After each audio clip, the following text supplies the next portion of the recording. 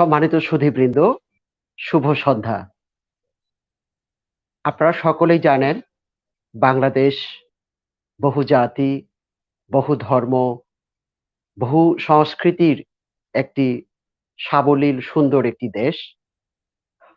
এই দেশে সংখ্যাগরিষ্ঠ বাংলা ভাষাভাষী জনগোষ্ঠী ছাড়া পাহাড় এবং সমতলে প্রায় ৫৪টির অধিক আদিবাসী জাতিসত্তার বসবাস রয়েছে। এই জাতিসমূহের রয়েছে নিজস্ব ভাষা, সংস্কৃতি, ঐতিহ্য, রীতিনীতি, প্রথা। এই ঐতিহ্য, রীতিনীতি, প্রথা বাংলাদেশের মূল যে সংস্কৃতি রয়েছে সেই মূল সংস্কৃতি ধারাকে সুললিত করেছে, সমৃদ্ধ করেছে। আজকে আমরা বাংলাদেশের আদিবাসী সাহিত্য নিয়ে মাসব্যাপী ভার্চুয়াল অনুষ্ঠানের উদ্বোধনী পর্বে আমাদের মূল স্লোগান হচ্ছে বাংলাদেশের আদিবাসী সাহিত্য এক অনুদ্ঘাটিত গোপন ঐশ্বর্য। আমাদের আজকের এই মহতী অনুষ্ঠানে ভার্চুয়াল এই সাহিত্য অনুষ্ঠানে উদ্বোধনী পর্বে প্রধান অতিথি হিসেবে উপস্থিত থাকবেন কবি মোহাম্মদ নুরুল হুদা, মহাপরিচালক বাংলা একাডেমি বাংলাদেশ। আমাদের মাঝে বিশেষ অতিথি হিসেবে উপস্থিত থাকবেন ডক্টর সুমন সাজ্জাদ, অধ্যাপক বাংলা বিভাগ, জাহাঙ্গীরনগর বিশ্ববিদ্যালয়। আমাদের মাঝে বিশেষ অতিথি হিসেবে আরো উপস্থিত থাকবেন থিওফিল নকরেক, পরিচালক, সিডিআই কারিতাস, এবং বিশেষ অতিথি হিসেবে আরো আসন অলঙ্কৃত করবেন মথুরা বিকাশ ত্রিপুরা, কবি ও ভাষা গবেষক, নির্বাহী পরিচালক, জাবারাং কল্যাণ সমিতি। সুপ্রিয় সুধীবৃন্দ, আমাদের আজকের এই অনুষ্ঠানের যিনি সভাপতিত্ব করছেন আমাদের সর্বজন শ্রদ্ধেয়, আমাদের প্রিয় কবি, লেখক এবং সাহিত্যিক একে সেরাম মহোদয়। তিনি সভাপতি বাংলাদেশ মণিপুরী সাহিত্য সংসদ। আমি অনুষ্ঠানের শুরুতে শুভেচ্ছা বক্তব্য প্রদান করার জন্য মণিপুরী মিররের editor in chief hmm Pramod মহোদয়কে শুভেচ্ছা বক্তব্য রাখার জন্য সবিনয় অনুরোধ জানাচ্ছি। ধন্যবাদ সবাইকে। আমি মূলত খুব বেশি কিছু বলবো না। প্রথমে আমি ধন্যবাদ জানাই আজকে এই মহতী উদ্যোগে যারা জড়িত আছেন এবং যারা উপস্থিত আছেন। আমাদের মধ্যে এখনো আসেনি আমাদের প্রধান অতিথি মহোদয় এবং বিশেষ অতিথি। আশা করি কিছুক্ষণের মধ্যে এসে পড়বেন। কিছু টেকনিক্যাল কারণে ওনাদেরকে এখনো ইন করাতে পারছি না আমাদের সিস্টেমে। চেষ্টা করতেছি খুব তাড়াতাড়ি এই টেকনিক্যাল প্রবলেমটা কাটানোর জন্য। আর আমি যে বিষয়টা বলতে চাই সেটা হলো বাংলাদেশে আমাদের লিস্টেড আমরা যদি বলি যে নির্গোষ্ঠী সরকারি ভাষায় বললো যে 50টার মতো আছে। তো আমি আশা করি আগামীতে আমাদের সবার শিল্প, সাহিত্য, সংস্কৃতি আরো বেগবান হবে এবং আমাদের এই উদ্যোগ দেশ যেন আমরা দেখাতে পারি যে আমাদের যে শিল্প, সাহিত্য বা ভাষা আমাদের মধ্যে খুবই সমৃদ্ধ আছে। ওইটাকে যদি আমরা সঠিকভাবে পরিচর্যা করি তাহলে অবশ্যই সামনে নিয়ে আসতে পারবো। আমরা মাসব্যাপী অনুষ্ঠান করব। আমাদের 4 ধরনের বা 4টি ফরম্যাটে আমাদের অনুষ্ঠান সম্প্রচারিত হবে। নাম্বার 1 বা 1 নম্বর যদি বলি তাহলে সাহিত্য আড্ডা বা সাহিত্য আসর থাকবেন। এখানে কবি সাহিত্যিক নিয়ে আমরা হয়তো সপ্তাহে 1টা বা 2টা আমরা অনুষ্ঠান করব। আর দ্বিতীয়ত হলো বাংলাদেশের বিশিষ্ট লেখক, সাহিত্যিক বা স্বনামধন্য কবিদের নিয়ে আমরা একক লেকচার অনুষ্ঠান করব, যেখানে ওনাদের বই বা কোনো একটা নির্দিষ্ট বিষয় নিয়ে ওনারা কথা বলবেন। আর পরবর্তী থার্ড বা তৃতীয় আমরা করতেছি সেটা হলো ওয়েবিনার বা সেমিনার, অনলাইন সেমিনার। ওইখানেও একটা সুনির্দিষ্ট বিষয়ের আমাদের বিশেষজ্ঞ মহলের 2 জন বা 3 জন বা 4 জনকে নিয়ে আমরা প্রোগ্রাম শুরু করব বা আলোচনা করবে। আর শেষ হলো আমাদের মধ্যে অনেক কবি আছেন, অনেক লেখক আছেন, এবছর বা কয়েক বছর আগেও বই প্রকাশ করেছেন। ওনাদেরকে দিয়েও এককভাবে না হোক আমরা 2-3 জনকে নিয়ে হলো শুধু লেখকদের নিয়ে বা যারা গল্প বা বই প্রকাশ করেছেন ওনাদেরকে নিয়েও আমরা প্রোগ্রাম করব। তো এই হলো আমাদের প্রোগ্রামের কর্মসূচি। তো যথাসময়ে আমরা নির্দিষ্ট সময় আমরা ফেসবুক এবং বিভিন্ন সোশ্যাল মিডিয়াতে আমরা জানাতে চেষ্টা করব এইটা আমাদের অনুষ্ঠান সূচি। তো আপাতত আমি এইটুকুই বলি, আবার সবাইকে ধন্যবাদ জানিয়ে আমি আনন্দদাকে হস্তান্তর করছি মাইক। Thank you আনন্দদা। হ্যাঁ, ধন্যবাদ হামম প্রমোদ দা। আসলে আজকের এই যে অনুষ্ঠান, আমাদের যে মাসব্যাপী যে আদিবাসী সাহিত্য নিয়ে যে উদ্বোধনী অনুষ্ঠান, এবং এই পুরো মাস জুড়েই আমরা বিভিন্ন পর্বে আমাদের পার্বত্য চট্টগ্রাম এবং সমতলের যে আমাদের আদিবাসী সাহিত্য রয়েছে, এই আদিবাসী সাহিত্যের বিভিন্ন দিক নিয়ে আমরা আলোচনা করব। আজকে যারা এই লাইভ অনুষ্ঠানে যুক্ত হয়েছেন, যারা দেখছেন আমাদের এই অনুষ্ঠান, আমি সকলকে আজকের এই আয়োজন কমিটির পক্ষ থেকে, আয়োজকদের পক্ষ থেকে আপনাদেরকে শুভেচ্ছা অভিনন্দন জানাচ্ছি। আশা করছি আপনারা আমাদের আজকের এই অনুষ্ঠান উপভোগ করবেন, আমাদেরকে মতামত দেবেন এবং আমাদের আজকের এই অনুষ্ঠানটি লাইক এবং শেয়ার করে আমাদেরকে সহযোগিতা প্রদান করবেন। আমি আলোচনা শুরুতে সংক্ষিপ্ত বক্তব্য রাখার জন্য আজকের এই অনুষ্ঠানে, ভার্চুয়াল অনুষ্ঠানে, আমাদের একজন প্রিয় ব্যক্তিত্ব উচিমং চৌধুরী, আমি উচিমং চৌধুরীকে শুভেচ্ছা বক্তব্য সংক্ষিপ্তে বক্তব্য রাখার জন্য অনুরোধ জানাচ্ছি।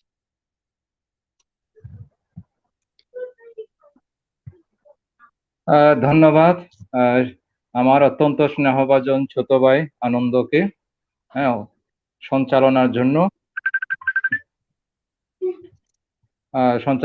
আর কি। তো আজকের এই মহতী অনুষ্ঠানের আমাদের মাননীয় প্রধান অতিথি নুরুল হুদা মহোদয়, মহাপরিচালক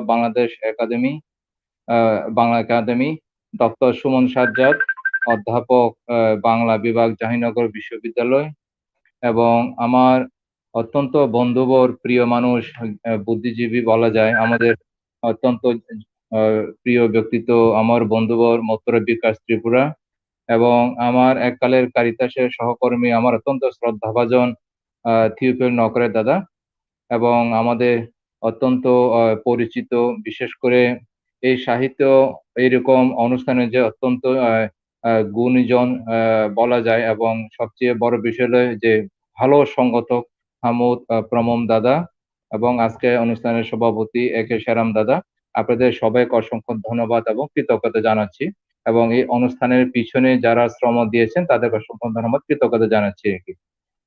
আজকের এই অনুষ্ঠানের যে মূল যে স্লোগান, বাংলাদেশের আদিবাসী সাহিত্য অনুদ্ঘাটিত গোপন ঐশ্বর্য, এর যে মিনিং আমরা যদি ব্যাখ্যা করি, বিশ্লেষণ করি, সেটা অত্যন্ত আমাদের জন্য একটা বিরাট মহিরোহ হিসেবে আমাদের কাছে রয়েছে আর কি। বিশেষ করে দুটি শব্দ আমার এখানে অত্যন্ত মনে হয়েছে যে খুবই যেটাকে অনেক অনেক বিষয় আলোচনার দাবি রাখে। বিষয়টা হচ্ছে এরকম অনুদ্ঘাটিত, এই একটা শব্দ, তার মানেটা হচ্ছে আমাদের আদিবাসী সাহিত্য বাংলাদেশের প্রেক্ষাপটে এখনো অনেক অনেক গভীরে রয়ে গেছে, যেটা এখনো রহস্যের কুল কিরানা, অথবা এটাকে নিয়ে ওইভাবে আমাদের আলোচনা অথবা সমালোচনা অথবা এটাকে বিশ্ব দরবারে পরিচয় করিয়ে দেওয়ার মতো সুযোগ এখন আমাদের সামনে অপার সম্ভাবনা রয়েছে। আমার কাছে এইটুকু একটা মনে হচ্ছে। আর একটি শব্দ এখানে আমার কাছে অত্যন্ত মনে হচ্ছে গুরুত্ব বহন করে, সেটা হচ্ছে এক গোপন ঐশ্বর্য। তার মানেটা হচ্ছে এখানে এই গোপন ঐশ্বর্যের অর্থাৎ আমাদের এই আদিবাসী সাহিত্যের ভিতরে এমন এক ঐশ্বর্য রয়ে গেছে যেটা এখনো গোপন, যেটা এখনো অনুঘাটিত হয় না। অর্থাৎ এই রহস্যের অনুসন্ধান করা, এই ঐশ্বর্য, এই যে নান্দনিকতা, এটাকে একটু খুঁজে বের করা এখন আমাদের সকলের দায়িত্ব হিসেবে রয়ে গেছে। আমি অত্যন্ত মনে করি আমাদের এই আদিবাসী সাহিত্য, সংস্কৃতি, কবিতা যদিও এখন অনুদ্ঘাটিত, কিন্তু আমরা যারা এটা চর্চা করি, চিন্তা করি, মননশীল ভাবনা করি, এগুলো বিকাশের জন্য আমরা যারা কাজ করে যাচ্ছি, আমরা মনে করি এটার জন্য আমাদেরই সকলে একটা দায়িত্ব রেখেছে, এগুলোকে বিকাশের জন্য আমাদেরকে আরো একটু বেশি শ্রম দেওয়া, আরো একটু বেশি পরিশ্রম করা, আরো একটু বেশি চর্চা করা। আমি যেটা মনে করি যেটা সম্ভাবনাময় দেখি সেটা হচ্ছে এখন আমরা যেহেতু চিন্তা করছি, ভাবনা করছি এবং এর বিকাশও একদিন হবে। এবং আমি মনে করি আমাদের আদিবাসী সাহিত্য একদিন একদম বিরাট মহীরুহ হিসেবে দেখা দিবে বিশ্ব দরবারে। আমাদের দুঃখ, আমাদের বেদনা, আমাদের মনোজগতের যে বঞ্চনা, আমাদের যে ধরনের আপনার ভালোবাসা, বিশ্বাস, এই যে বিষয়গুলোকে তুলে ধরবে, প্রান্তিক মানুষের কথাগুলো আমাদের আদিবাসী সাহিত্যে ফুটিয়ে উঠবে। প্রান্তিক মানুষের জনজীবনের আনন্দ বেদনাগুলো আমাদের সাহিত্যে উঠে আসবে, এটুকু আমি দৃঢ়ভাবে বিশ্বাস করি। হয়তো এমন দিনও আসতে পারে যেখানে আমাদের আদিবাসী সাহিত্যরা বিশ্ব সাহিত্যকে শাসন করবে। বিশ্ব সাহিত্যের যে অঙ্গন সেখানে আমাদের আদিবাসী লেখকদের সুনাম জ্বলজ্বল করে জ্বলবে। হয়তো এমনও দেখা দেবে যে তাদের ভিতরে আমাদের আদিবাসী সাহিত্য যারা লিখে তাদের ভিতরে হয়তো কোনো একদিন ভবিষ্যতে, আমি দৃঢ়ভাবে বিশ্বাস করি, স্বপ্ন দেখি, তাদের ভিতরে হয়তো এমন হতে পারে যে নোবেল পুরস্কারের জন্য মনোনীত হতেও পারে। এটুকু আমার দৃঢ় বিশ্বাস, আমি মনে করি। তো আমি আর খুব বেশি কথা বাড়াবো না আরকি। আমি এই স্বপ্নটাই দেখি, যে স্বপ্ন হচ্ছে বাঙালি সাহিত্য, বাংলা সাহিত্য এর পাশাপাশি আমাদের আদিবাসী সাহিত্য সংস্কৃতিও একদম সমান তালে হয়তো উঠে আসবে। সমান তালে আমাদের বিশ্ব দরবারে আমাদের নামগুলো ছড়িয়ে ছিটিয়ে যাবে।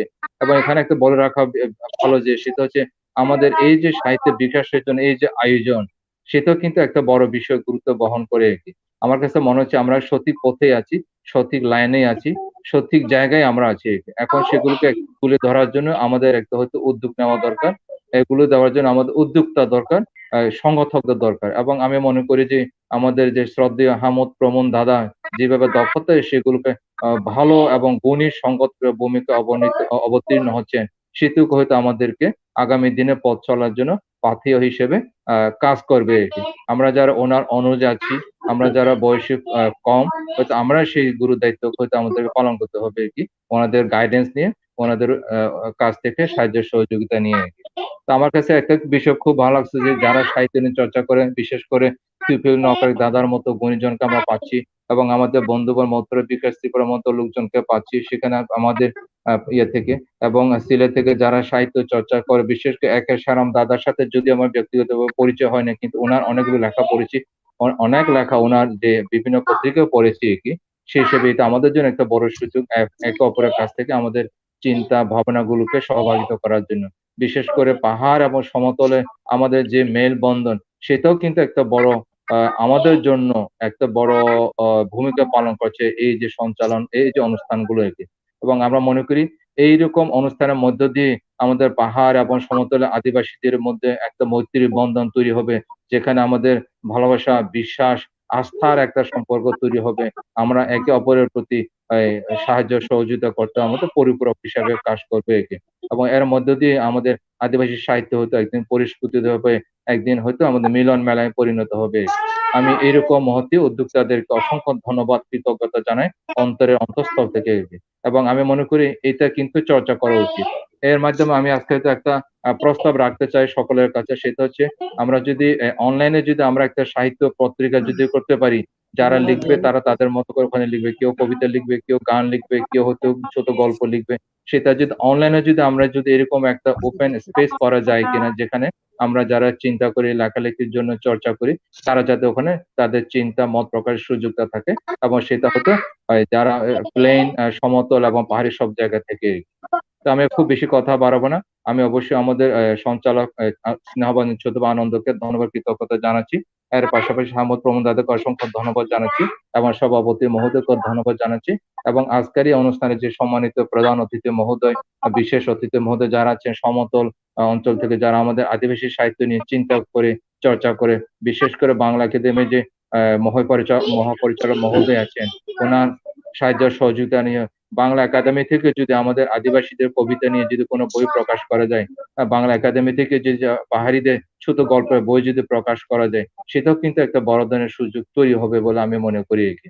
সুতরাং পাহাড় এবং সমতলের এই যে মেলবন্ধন, এই যে সম্প্রীতির বন্ধন, সাহিত্যের চর্চার এই যে আপনার ব্রিজিং যেটা তৈরি হচ্ছে, আমি মনে করি এটা আমাদের জন্য খুবই এক শুভ বিষয় হিসেবে বেরিয়ে আসবে, যেটা আমাদের পাহাড় এবং সমতলের জন্য কাজ করবে। আমি আর খুব বেশি কথা বাড়াবো না। আপনারা যারা সংগঠক হিসেবে আছেন, শ্রোতা হিসেবে আছেন, আলোচক হিসেবে আছেন, আপনাদের সবাইকে অসংখ্য ধন্যবাদ এবং কৃতজ্ঞতা জানাচ্ছি। ধন্যবাদ আপনাদের সবাইকে। অসংখ্য ধন্যবাদ আমাদের আজকের সম্মানিত বক্তা উচিমং চৌধুরী অত্যন্ত আশাব্যঞ্জক কথা আমাদেরকে শোনালেন। আমরা অবশ্যই পাহাড় এবং সমতলের যে ভাষা সাহিত্য সংস্কৃতি রয়েছে, এই ভাষা সাহিত্য সংস্কৃতিকে আমরা একযোগে আমরা কাজ করে আমাদের এই সংস্কৃতি, আমাদের এই ভাষাগুলোকে আমরা টিকিয়ে রাখবো। আহ সম্মানিত সুধী, ইতিমধ্যে আমাদের মাঝে আমরা আমাদের আজকের অনুষ্ঠানের ভার্চুয়াল অনুষ্ঠানের সম্মানিত প্রধান অতিথি কবি মোহাম্মদ নুরুল হুদা মহোদয়, সম্মানিত মহাপরিচালক বাংলা একাডেমি, ইতিমধ্যে আমাদের সাথে যুক্ত হয়েছেন। আমি আজকের এই আহ, আয়োজনের পক্ষ থেকে অর্থাৎ আমাদের বাংলাদেশের আদিবাসী সাহিত্য এক অনুদ্ঘাটিত গোপন ঐশ্বর্য, এই প্রতিপাদ্যকে নিয়ে আমাদের আজকের যে মাসব্যাপী যে ভার্চুয়াল আলোচনা অনুষ্ঠান শুরু হচ্ছে, এই অনুষ্ঠানে আমি আমাদের প্রধান অতিথি মহোদয়কে স্বাগত জানাচ্ছি।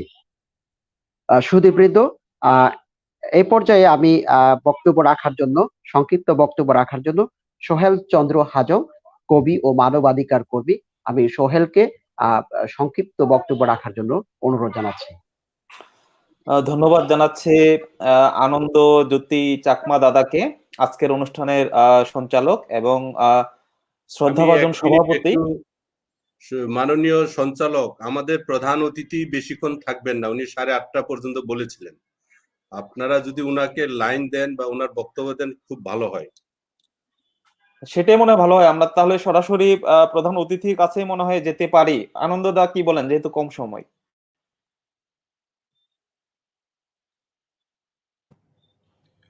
আমার মনে হয় যাকে বক্তব্য দিতে বলা হয়েছে সোহেল হাজং, তিনি তার বক্তব্য দিন, তারপর আমাকে দিলেই ভালো হয়। ধন্যবাদ আপনাদের সবাইকে। শুভ সমাজ। ধন্যবাদ স্যার। তাহলে আমি খুব কম সময়ে আমি আমার সংক্ষিপ্ত বক্তব্যটি শেষ করছি। ধন্যবাদ জানাচ্ছি আজকের অনুষ্ঠানের প্রধান অতিথি মোহাম্মদ নুরুল হুদা, মহাপরিচালক বাংলা একাডেমি, এবং সভাপতি এ কে শেরাম দাদা আজকের অনুষ্ঠানে সভাপতিত্ব করছেন। সেই সাথে বিশেষ অতিথি মথুরা বিকাশ ত্রিপুরা, থিফিল নক্রেক সহ ডক্টর সুমন সাজ্জাদ, অধ্যাপক বাংলা বিভাগ, জাহাঙ্গীরনগর বিশ্ববিদ্যালয়, এবং স্বাগত বক্তব্য দিয়েছেন হামম প্রমোদ দা অনুষ্ঠানের পক্ষ থেকে। সকলকে আমি স্বাগত এবং শুভেচ্ছা জানাচ্ছি। এবং আপনারা জানেন যে এই যে মাসব্যাপী একটি আয়োজন, এটি আমি মনে করি যে একটি চমৎকার আয়োজন হতে যাচ্ছে, যেখানে বাংলাদেশের আদিবাসীদের সাহিত্য নিয়ে আলোচনা, বিশেষ করে 9 আগস্ট ছিল আন্তর্জাতিক আদিবাসী দিবস, তার পরপরই আমরা জানি যে 15 আগস্ট জাতীয় শোক দিবস ছিল। এরপরে এই যে এরকম একটি অনুষ্ঠান, আসলে আমরা মনে করি যে বাংলাদেশে যে ঐতিহ্যবাহী 50টিরও বেশি আদিবাসী জাতিগোষ্ঠী রয়েছে এবং তাদের ভিন্ন ভিন্ন সংস্কৃতি রয়েছে, ভাষা রয়েছে, এবং এই সংস্কৃতি ভাষাগুলো নিয়ে কিন্তু আসলে তাদের যে সাহিত্যকর্ম রয়েছে, সেই সাহিত্য নিয়ে আসলে এই যে একটি মাসব্যাপী যে আমরা যাত্রা শুরু করছি, এই যাত্রা আমার মনে হয় যে বাংলাদেশের যে ভিন্ন ভিন্ন সংস্কৃতির আদিবাসী রয়েছে, তাদের সংস্কৃতিগুলোকে বিকশিত করার জন্য একটি অনেক বড় মাধ্যম মনে করি। আপনারা জানেন যে আন্তর্জাতিক মাতৃভাষা ইনস্টিটিউটের গবেষণা মতে বাংলাদেশে এখনো 41টি ভাষার অস্তিত্ব পাওয়া গিয়েছে। 41টি ভাষা, এবং সেই 41টি ভাষার মধ্যে 14টি ভাষা বিপন্ন, তার মানে হারিয়ে যাচ্ছে এবং হারিয়ে গেছে অনেক ভাষায়। এবং অন্যান্য ভাষাগুলো যে রয়েছে সেগুলো কিন্তু খুবই ঝুঁকিপূর্ণ অবস্থায় রয়েছে। যেমন আমি হাজং কমিউনিটি থেকে এসেছি, হাজংরা বৃহত্তর ময়মনসিংহে বসবাস করে, হাজংদের ভাষাও কিন্তু আসলে ঝুঁকিপূর্ণ। কিন্তু আসলে এই ঝুঁকিপূর্ণ ভাষার হলেও আমরা দেখি যে আসলে এই ভাষাকে কিভাবে বিকশিত করা যায়, সংরক্ষণ করা যায়, এবং আমরা সাহিত্য কর্মগুলো চালিয়ে যেতে পারি, এটি আসলে অনেক বড় একটি কঠিন কাজ হয়ে দাঁড়িয়েছে আমাদের। এর একটি বড় প্রভাব বিস্তার করে যে কারণটি আমি বলবো, সেটি হচ্ছে আমরা মনে করব যে মূল স্রোতধারার ভাষার যে প্রভাব, তার প্রভাবেই কিন্তু আসলে এই ছোট ছোট জাতির ভাষাগুলো হারিয়ে যাচ্ছে। ঠিক যেইভাবে বাংলা ভাষাটি বিভিন্ন পরিবর্তন হয়ে যাচ্ছে বা বাংলা ভাষা তার ঠিক জায়গায় থাকতেছে না সেই পাশ্চাত্য সংস্কৃতি বা ইংরেজি সংস্কৃতি ভাষার জন্য, ঠিক সেইভাবে বাংলাদেশের আদিবাসীদের যে মাতৃভাষা রয়েছে, সেই মাতৃভাষাগুলো কিন্তু আসলে তাদের অস্তিত্বগুলো সেইভাবে টিকিয়ে রাখতে পারছে না, তারা চর্চা করতে পারছে না সেই মূল স্রোতধারা ভাষার প্রভাবে। কিন্তু আমরা এই যে আজকের আয়োজন, এই আয়োজনটি আসলে একটি চমৎকার উদ্যোগ। এই জন্য বলবো যে এই যে ছোট ছোট জাতির ভাষাগুলোকে সংরক্ষণের জন্য, বিকশিত করার জন্য, এবং সেই সাথে আরেকটি কথা বলা হয়েছে যে সাহিত্য, মাসব্যাপী সাহিত্য আলোচনা।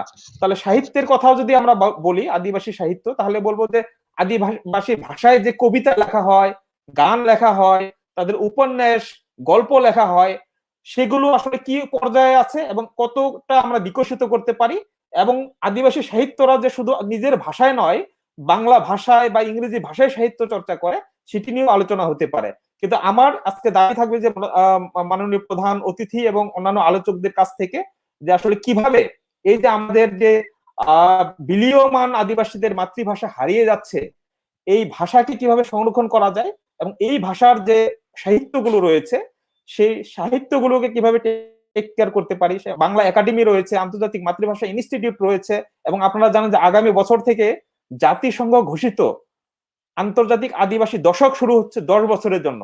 তাহলে আমাদের বাংলাদেশ সরকার এবং বাংলা একাডেমি আসলে কি উদ্যোগ নিতে পারে এইসব ছোট ছোট জাতির ভাষাগুলোকে সংরক্ষণ এবং বিকশিত করার জন্য, সেই প্রশ্নটি আমি রেখে আমার সংক্ষিপ্ত বক্তব্য এখানেই শেষ করছি। সকলকে অসংখ্য ধন্যবাদ। হ্যাঁ, ধন্যবাদ। আমাদের আজকের অনুষ্ঠানের অন্যতম আলোচক সোহেল চন্দ্র হাজং। হ্যাঁ, আমরা জানি সম্মানিত সুধীবৃন্দ, আমাদের অনেক অনেক সংকট রয়েছে এবং এই অনেকগুলো সংকট মোকাবিলা করেই কিন্তু আমাদেরকে সম্ভাবনার জায়গাগুলো আমাদের খুঁজে বের করতে হবে। আমাদের আজকের আলোচক সোহেল হাজংয়ের বক্তব্য থেকে সেটি উঠে এসছে এবং আশার কথা হচ্ছে যে আগামী 2022 সাল থেকে আদিবাসী ভাষা বর্ষ শুরু হচ্ছে। সেখানে আমাদের করণীয় কি, সরকার, রাষ্ট্র এবং আমরা কিভাবে এই জাতিসংঘ কর্তৃক ঘোষিত যে আদিবাসী যে ভাষা বর্ষ সেটি কিভাবে আমরা কাজে লাগাতে পারি, সেই বিষয়ে নিশ্চয়ই আমরা চিন্তা করব। সম্মানিত সুধীবৃন্দ, আমাদের আজকের এই পর্বে আমরা একটি দ্বৈত নৃত্য, বিশেষ করে এটি আমাদের যারা পরিবেশন করবে সেটি হচ্ছে যে এমা মানকিন এবং সিলভিয়া রিচিল, এই দুজনেই কিন্তু এই নাচটি পরিবেশন সরি করবে। আনন্দদা, আমি একটু ইন্টারাপ্ট করছি, স্যারের একটু কাজ আছে তো ওনাকে একটু দিয়ে দেন, স্যারের একটু কাজ আছে তো প্লিজ। হ্যাঁ, নিশ্চয়ই, আমি মনে হ্যাঁ, করছিলাম যে উনাকে নৃত্যটি একটু দেখার সুযোগ করে দেব। আচ্ছা আচ্ছা, না না, ওনার হ্যাঁ, একটু কি আছে তো আচ্ছা ওনাকে দেন, তারপর উনি আচ্ছা যদি সময় পান তারপর ওনার পরেই আমরা আচ্ছা দিব আর কি, ঠিক আছে? আচ্ছা, ঠিক ও স্যারকে ঠিক আছে দেন দাদা। একটু। হ্যাঁ, আচ্ছা থ্যাংক ইউ। আচ্ছা, সম্মানিত সুধীবৃন্দ, দুঃখিত, আমরা এই এই নৃত্যটি পরে আমরা আপনাদেরকে সামনে পরিবেশন করব। আমি এই পর্যায়ে বক্তব্য উপস্থাপন করার জন্য আমাদের আজকের অনুষ্ঠানের মাননীয় প্রধান অতিথি কবি মোহাম্মদ নুরুল হুদা, মহাপরিচালক, বাংলা একাডেমি, আমি ওনাকে ওনার প্রধান অতিথির বক্তব্য রাখার জন্য সবিনয় অনুরোধ জানাচ্ছি। ধন্যবাদ সম্মানিত উপস্থাপক। শুরুতেই আপনাদের সবাইকে আমি শুভ সময় জানাচ্ছি। আর যেহেতু এটা শোকের মাস এবং শক্তির মাস আগস্ট, সেহেতু আমি আমার কথার শুরুতে সর্বকালের শ্রেষ্ঠ বাঙালি, প্রমিত বাঙালি, জাতির জনক বঙ্গবন্ধু শেখ মুজিবুর রহমানের প্রতি শ্রদ্ধা নিবেদন করছি। শ্রদ্ধা নিবেদন করছি জাতিমাতা বেগম ফজিলাতুন্নেসা মুজিবের প্রতি। শ্রদ্ধা নিবেদন করছি এই বাঙালি জাতির প্রতি, যে বাঙালি জাতি ইতিহাস পূর্ব কাল থেকে নানা ধরনের অনুষঙ্গের সমন্বয়ে ব্যক্তিসত্তা, জাতিসত্তা, ব্যক্তিসত্তা, পরিবার সত্তা, গোত্র সত্তা এবং জাতিসত্তার বিবর্তনের মাধ্যমে একটি জাতি রাষ্ট্রের স্বপ্ন দেখেছিল এবং সেই জাতি রাষ্ট্রের অভিপ্সাকে সার্বভৌমত্ব দিয়ে একটি আধুনিক জাতি রাষ্ট্রে পরিণত করেছে। এবং এই পরিণত করার মূলে যিনি ছিলেন তিনি হচ্ছেন আমাদের জাতির জনক বঙ্গবন্ধু শেখ মুজিবুর রহমান। তার প্রতি শ্রদ্ধা জানাচ্ছি, জাতিমাতা বেগম ফজিলাতুন্নেসা মুজিবের প্রতি শ্রদ্ধা জানাচ্ছি, সকল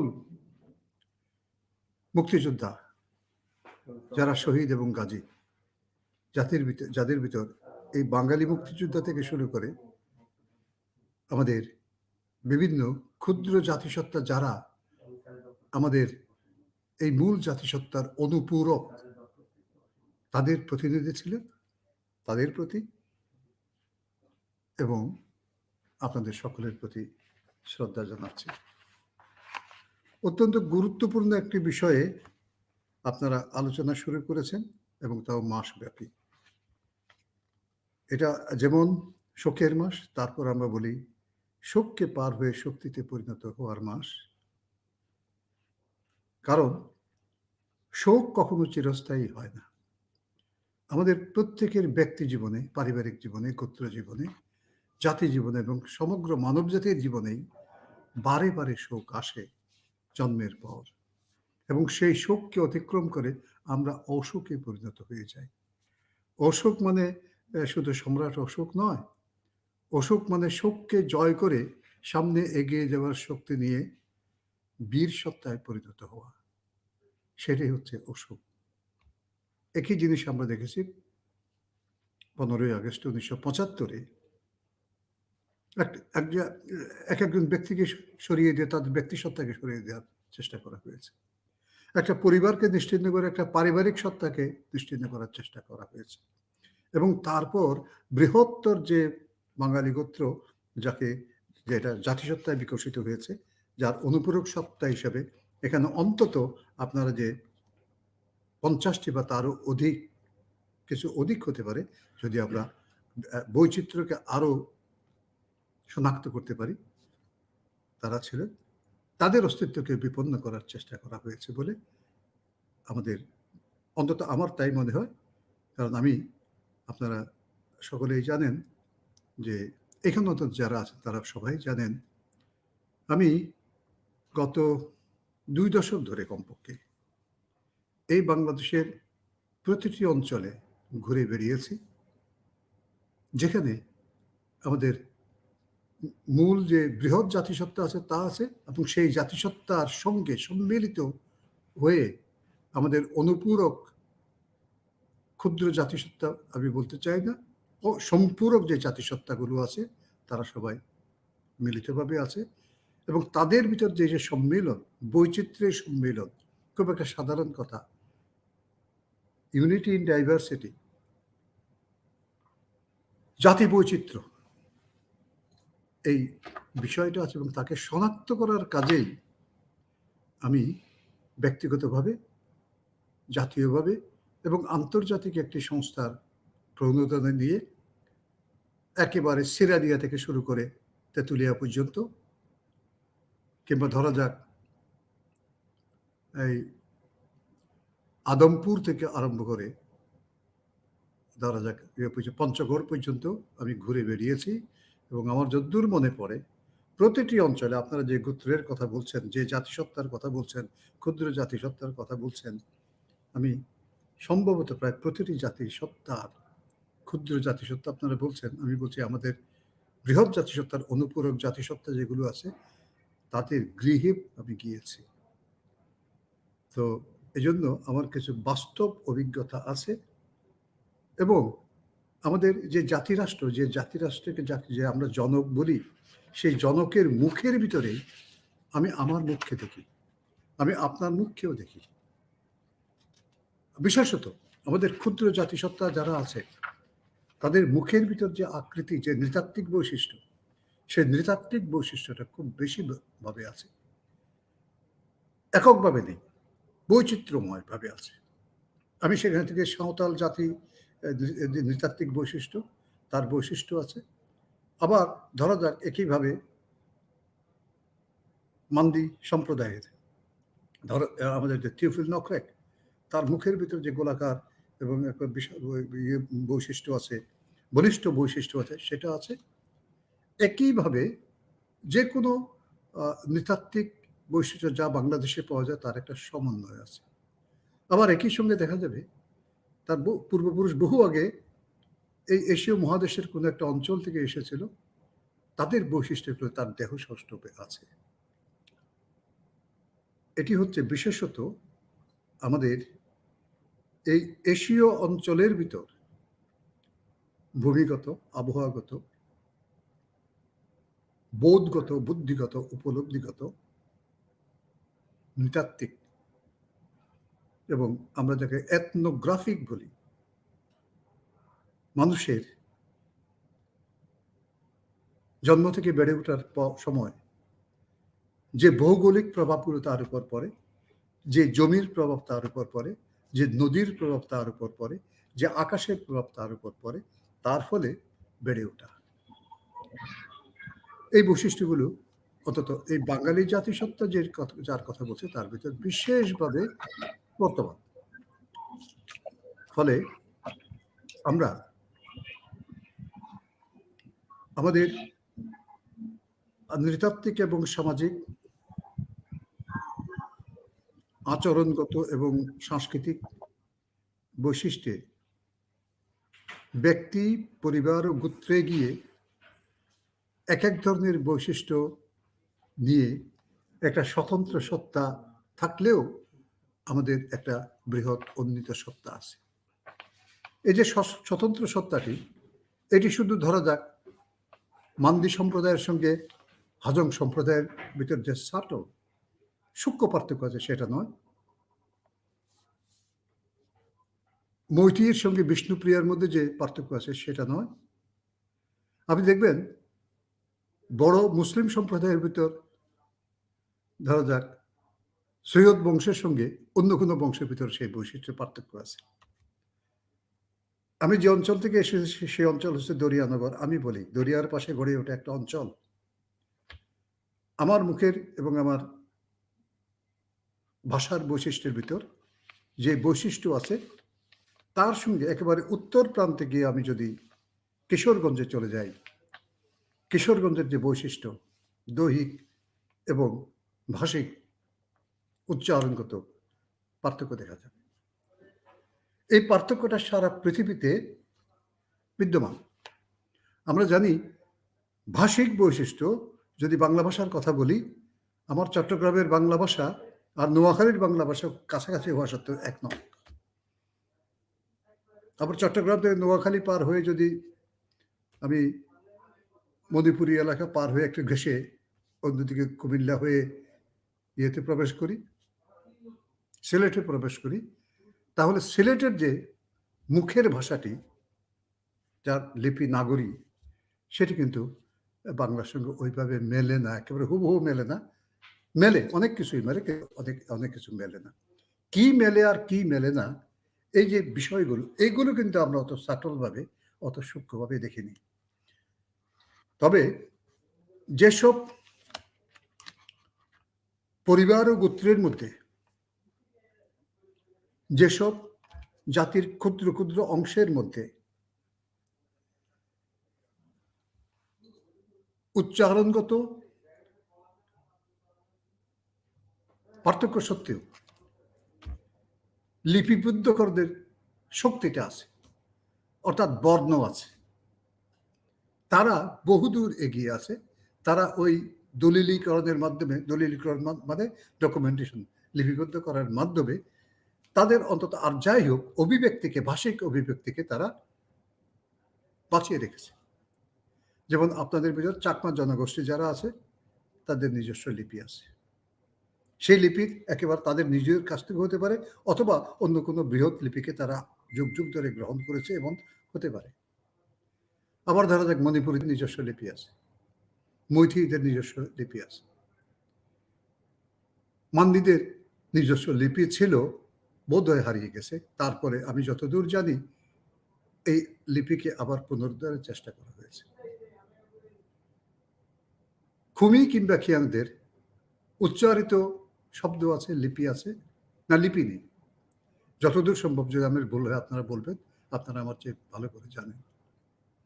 হাজংদের লিপি আছে কিনা আমি জানি না, কিন্তু তাদের উচ্চারিত ধ্বনিমালা আছে এবং নিশ্চয়ই সুদূর অতীতে কখনো কখনো কোনো লিপি ছিল। এখন কথা হলো, আপনারা বলছেন তাহলে কি করতে হবে যদি না থাকে? আমরা এখানে যে বৃহৎ জাতিসত্তার যেটা কথা বলছি, বাঙালি, আপনারা কিন্তু বৃহৎ জাতিসত্তার, সেই বাঙালি জাতিসত্তার সঙ্গে অঙ্গাঙ্গিভাবে জড়িত, যে জন্য আমি বলছি অনুপূরক জাতিসত্তা। একটা বৃহৎ জাতিসত্তার সঙ্গে অনুপূরক জাতিসত্তা থাকে, সে তাদেরকে এথনিক সোসাইটি বলা যেতে পারে, ক্ষুদ্র জাতিসত্তা বলা যেতে পারে, আবার অন্য কিছু বলা যেতে পারে। আমি কিন্তু উপজাতিসত্তা, উপজাতি কথাটির সঙ্গে আমি মোটেই এক নই। পৃথিবীতে উপ বলতে কিছুই নেই। আমার আকার বড়, আরেকজন আকার ছোট, এই হতে পারে। আমি যে খিয়াং বা খুমির কথা বলছি, আপনারা জানেন তারা প্রায় এক্সটিংক্ট, মানে যাদের অস্তিত্ব নেই। ওখানে 13টা জাতিসত্তা ছিল বলে জানতাম আমরা, এখন কিন্তু 11টার অস্তিত্ব পাওয়া যায়। আর 2টা কোথায় গেল জানি না। আবার কোনো কোনো সত্তা একটু বড় আছে, যেমন ত্রিপুরা জাতিসত্তা, ওটা বাংলাদেশেও আছে, ভারতবর্ষেও আছে। কিংবা ইয়ে জাতিসত্তা, মণিপুরি জাতিসত্তা বিভক্ত হয়ে আছে, 2 দেশে বিভক্ত হয়ে আছে। এবং মণিপুরি জাতিসত্তা বলা যেতে পারে এক ধরনের বৃহৎ জাতিসত্তাও। কিন্তু আমাদের এখানে এসে এই জাতিসত্তা একটু খণ্ডিত হয়ে গেছে, এবং তার ভিতরে 2টা রূপ আছে আমরা দেখতে পাচ্ছি। 2টা রূপের ভিতরে আমরা 3টা রূপ দেখতে পাচ্ছি এই জাতিসত্তার ভিতরে। ইয়ে আছে, পাঙ্গালো আছে, মৈতি আছে, সেরাম আমার চেয়ে অনেক ভালো জানেন। হামম তনুবাদী বাবু উপস্থিত, তিনি আমার চেয়ে ভালো জানেন। পাঙ্গালো আছে, পাঙ্গালের সংখ্যা হয়তো কম। যাই হোক, আমি বলছি এই কারণে যে আমাদের যে এই বিভিন্নতা কিন্তু আমাদের ঐক্যের ক্ষেত্রে কোনো ভাবেই বাধা হতে পারে না। যদি বৈশ্বিক প্রেক্ষাপটের দিকে আমরা তাকাই, পৃথিবীতে এখন কালচারাল ডাইভার্সিটি কনভেনশন প্রচলিত আছে। 2005 সালে কালচারাল ডাইভার্সিটি কনভেনশন ইউনেস্কোতে এটা গৃহীত হয়েছিল। আমার সৌভাগ্য ছিল সেই সময় বাংলাদেশের এক্সপার্ট প্রতিনিধি হিসাবে আমি সেখানে উপস্থিত ছিলাম, এবং তখন এর সঙ্গে আমি সম্পৃক্ত ছিলাম, এবং বাংলাদেশের পক্ষ থেকে এটিকে আমি গ্রহণ করেছিলাম। যখন দেখছি যে আমি যদি এই কালচারাল ডাইভার্সিটিকে গ্রহণ করি, তাহলে ধরা যাক অন্যদিকে এগিয়ে থাকা ফরাসি যে জাতি সোসাইটি বা ইংলিশ যে সোসাইটি, কিংবা ধরা যাক যে অস্ট্রেলিয়ার যে তাদের সঙ্গে আমি একরৈখিকভাবে একটি মালায় আমরা গেঁথে যাই। যেমন বাংলাদেশের ভিতর এই মালার ভিতরে বাঙালি যে সূত্রমালা, সেই বাঙালির সূত্র আরো 50 বলি, 55 বলি, 50-এর অধিক, আমি নিশ্চিত এটা 50-এর অধিক। অন্তত আমি যে শনাক্তকরণ করেছিলাম তাতে তার চেয়ে বেশি আমি পেয়েছিলাম।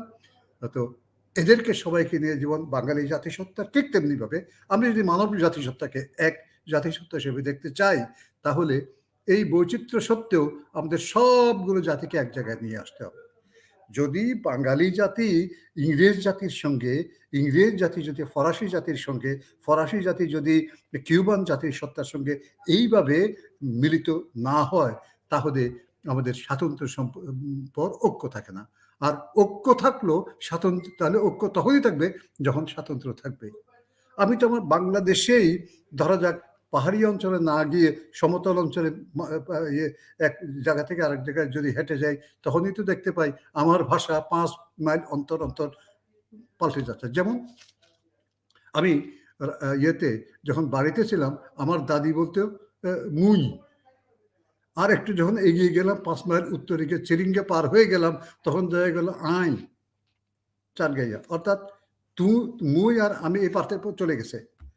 অনে করে জন দে, অনে মানে আপনি, তো এই অনে পাল্টে যাচ্ছে। ফলে এই বিভিন্নতা সত্ত্বেও আমাদের ঐক্যটাকে আমাকে বিশেষভাবে আমাদেরকে গ্রহণ করতে হবে। সেই জিনিসটা আমরা গ্রহণ করেছিলাম। আমি আমার একটি কবিতায় মুজিবের মুখ এই কথা বলতে গিয়ে, মুজিবের মুখ মানে বাঙালির মুখ, এই কথা বলেছিলাম। মুজিবের মুখ মানে চাষি আদিবাসী, পাহাড়ি ও সমতলে মানুষের হাসি, মুজিবের মুখ জোড়া স্বাধীনতা আঁকা, মুজিবের মুখে সব গোত্র পতাকা।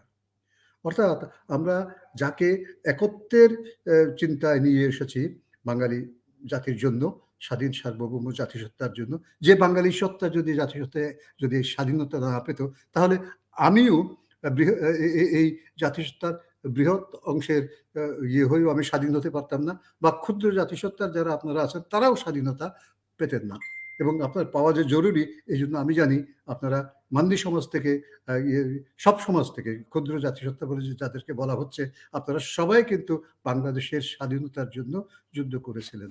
যুদ্ধ করার মূল কারণ হলো আমরা সবাই স্বাধীনতার যিনি ঘোষণা করেছিলেন বঙ্গবন্ধু শেখ মুজিবুর রহমান, তিনি তার মুখে আমরা সব বাঙালির মুখের যে বিভিন্নতা, সব মুখের বিভিন্নতা দেখেছি। বাঙালির যে ইচ্ছা, তার যে অভিপ্সা, তার প্রতিফলন দেখেছি। ফলে এই জাতিসত্তাকে একটি বিভিন্ন ক্ষুদ্র, বৃহৎ, মাঝারি এই উপকরণের, জাতীয় উপকরণের, জাতিসত্তার বৈচিত্র্যময় উপকরণের সমন্বয় হিসেবেই আমরা দেখতে পারি। যদি তাহলে দেখি, তাহলে আমরা বলবো এই জাতিসত্তার মিলনের সূত্র হচ্ছে নকশিকাঁথা, বাঙালিদের পক্ষ থেকে যদি বলি, অথবা যদি চট্টগ্রাম, পার্বত্য চট্টগ্রামের ইয়ে থেকে বলি, সেখানকার যদি ক্যাটালগকে বলি, তাহলে আলাম, আমি উদাহরণ দিচ্ছি কয়েকটা। অথবা যদি আমি উত্তরাঞ্চলের যে জাতিসত্তাগুলো আছে তাদের নকশার কথা বলি, তাহলে এটা ওয়াকসুক সকা। আমি ঠিক মতো বলতে পারলাম কিন্তু জানি না, কিন্তু আমি জানি, আমি এটা দেখেছি। একইভাবে এই যে নকশা, আমাদের ম্যাপটা কিন্তু বাংলাদেশের এই যে ম্যাপটা, যে ম্যাপটার দিকে তাকালে আপনারা দেখবেন একটা পাখি যেন উড়ে যাচ্ছে। সেই পাখির ভিতর আমরা আমাদের প্রত্যেকের যে ইয়েগুলো, সত্তাগুলো নিয়ে আসছি এক একটা নকশা। সেই নকশার সম্বন্ধে আমরা এখানে আছি। এবং যে কোনো প্রকারেই হোক, আমাদের এই নকশাগুলোকে এক রেখে আমাদের এই উড়ে যাওয়া পাখির নকশাটাকেও ধারণ করতে হবে। এটাই কিন্তু আমাদের উড়ে যাওয়ার শক্তি। এবং তাহলে কি করতে হবে সেটা যথার্থই আপনারা বলেছেন। এই 1 মাসে কিংবা এই 1 দশকে যখন আমাদের এই সত্তাগুলোর কথা বলা হবে 1 দশক জুড়ে, তখন আমাদেরকে মূলত যে কথাটা বলতে হবে, আমরা যতই বৃহৎ জাতিসত্তার কথা বলি, যতই বৃহত্তম জাতিসত্তা মানে মানব জাতিসত্তার কথা বলি না কেন, আমরা যে পরিমাণে যে ঘরে জন্মগ্রহণ করেছি, যে পিতামাতার ঘরে, এবং তার জন্মগ্রহণ করার পর যে কথা শুনেছি, যে উচ্চারণ করেছি, যে সাংস্কৃতিক অভিব্যক্তি দেখেছি, সবটাকে আমাকে ধারণ করতেই হবে। আমাকে আমার ওয়াঙ্গালাকে বজায় রাখতে হবে। বিবর্তিত হয়ে তাতারা রাবুকাকে ছেড়ে ওয়াঙ্গালা হয়তো চলে গেছে খ্রিস্টের আশ্রয়ে, হতে পারে, তাতে কোনো অসুবিধা নেই। কিংবা আমার লাইহারা আমাকে দেখতে হবে, কিংবা আমার ঈদকে আমার দেখতে হবে, কিংবা আমার পূজা পার্বণ দুর্গাকে আমার দেখতে হবে। সবাইকে নিয়েই আমাকে এক জায়গায় থাকতে হবে। কাউকে আমি হারাতে পারবো না। তাতারা রাবুকা আমি তাকে ধর্মীয় ইয়ে হিসেবে আজকে গ্রহণ না করলেও তিনিই যে আমার ঐতিহ্য, আমার বিশ্বাসের শুরু, এই কথাটি আমি তো বলতে পারি না। আমি যতই ইংরেজি ভাষা গ্রহণ করি না কেন, যতই সমুন্নত হই না কেন ইউরোপিয়ান ঐতিহ্যে, আমরা যারা এখনো আমাদের পার্বত্য চট্টগ্রামের একটা অংশে বসবাস করি, আমি তো আমার সেই বনময়, সবুজময় সর্বপ্রাণবাদকে হারাতে পারবো না। ফলে আমাকে নিজেকেই রক্ষা করতে হবে। রক্ষা করার ক্ষেত্রে আপনারা বলেছেন যে যারা এ পর্যন্ত এক্সটিংক্ট হয়ে গেছে, হারিয়ে গেছে, কিছুই হারায়নি, পৃথিবীতে কোনো কিছুই হারায় না, সব কিছু আমাদের স্মৃতির ভিতর থাকে। মেমোরি এক্সিস্টেন্স অফ এভরিথিং, আমরা জানি এটা। মেমোরি এক্সিস্টেন্স হারাতে কমপক্ষে 500 বছর লাগে।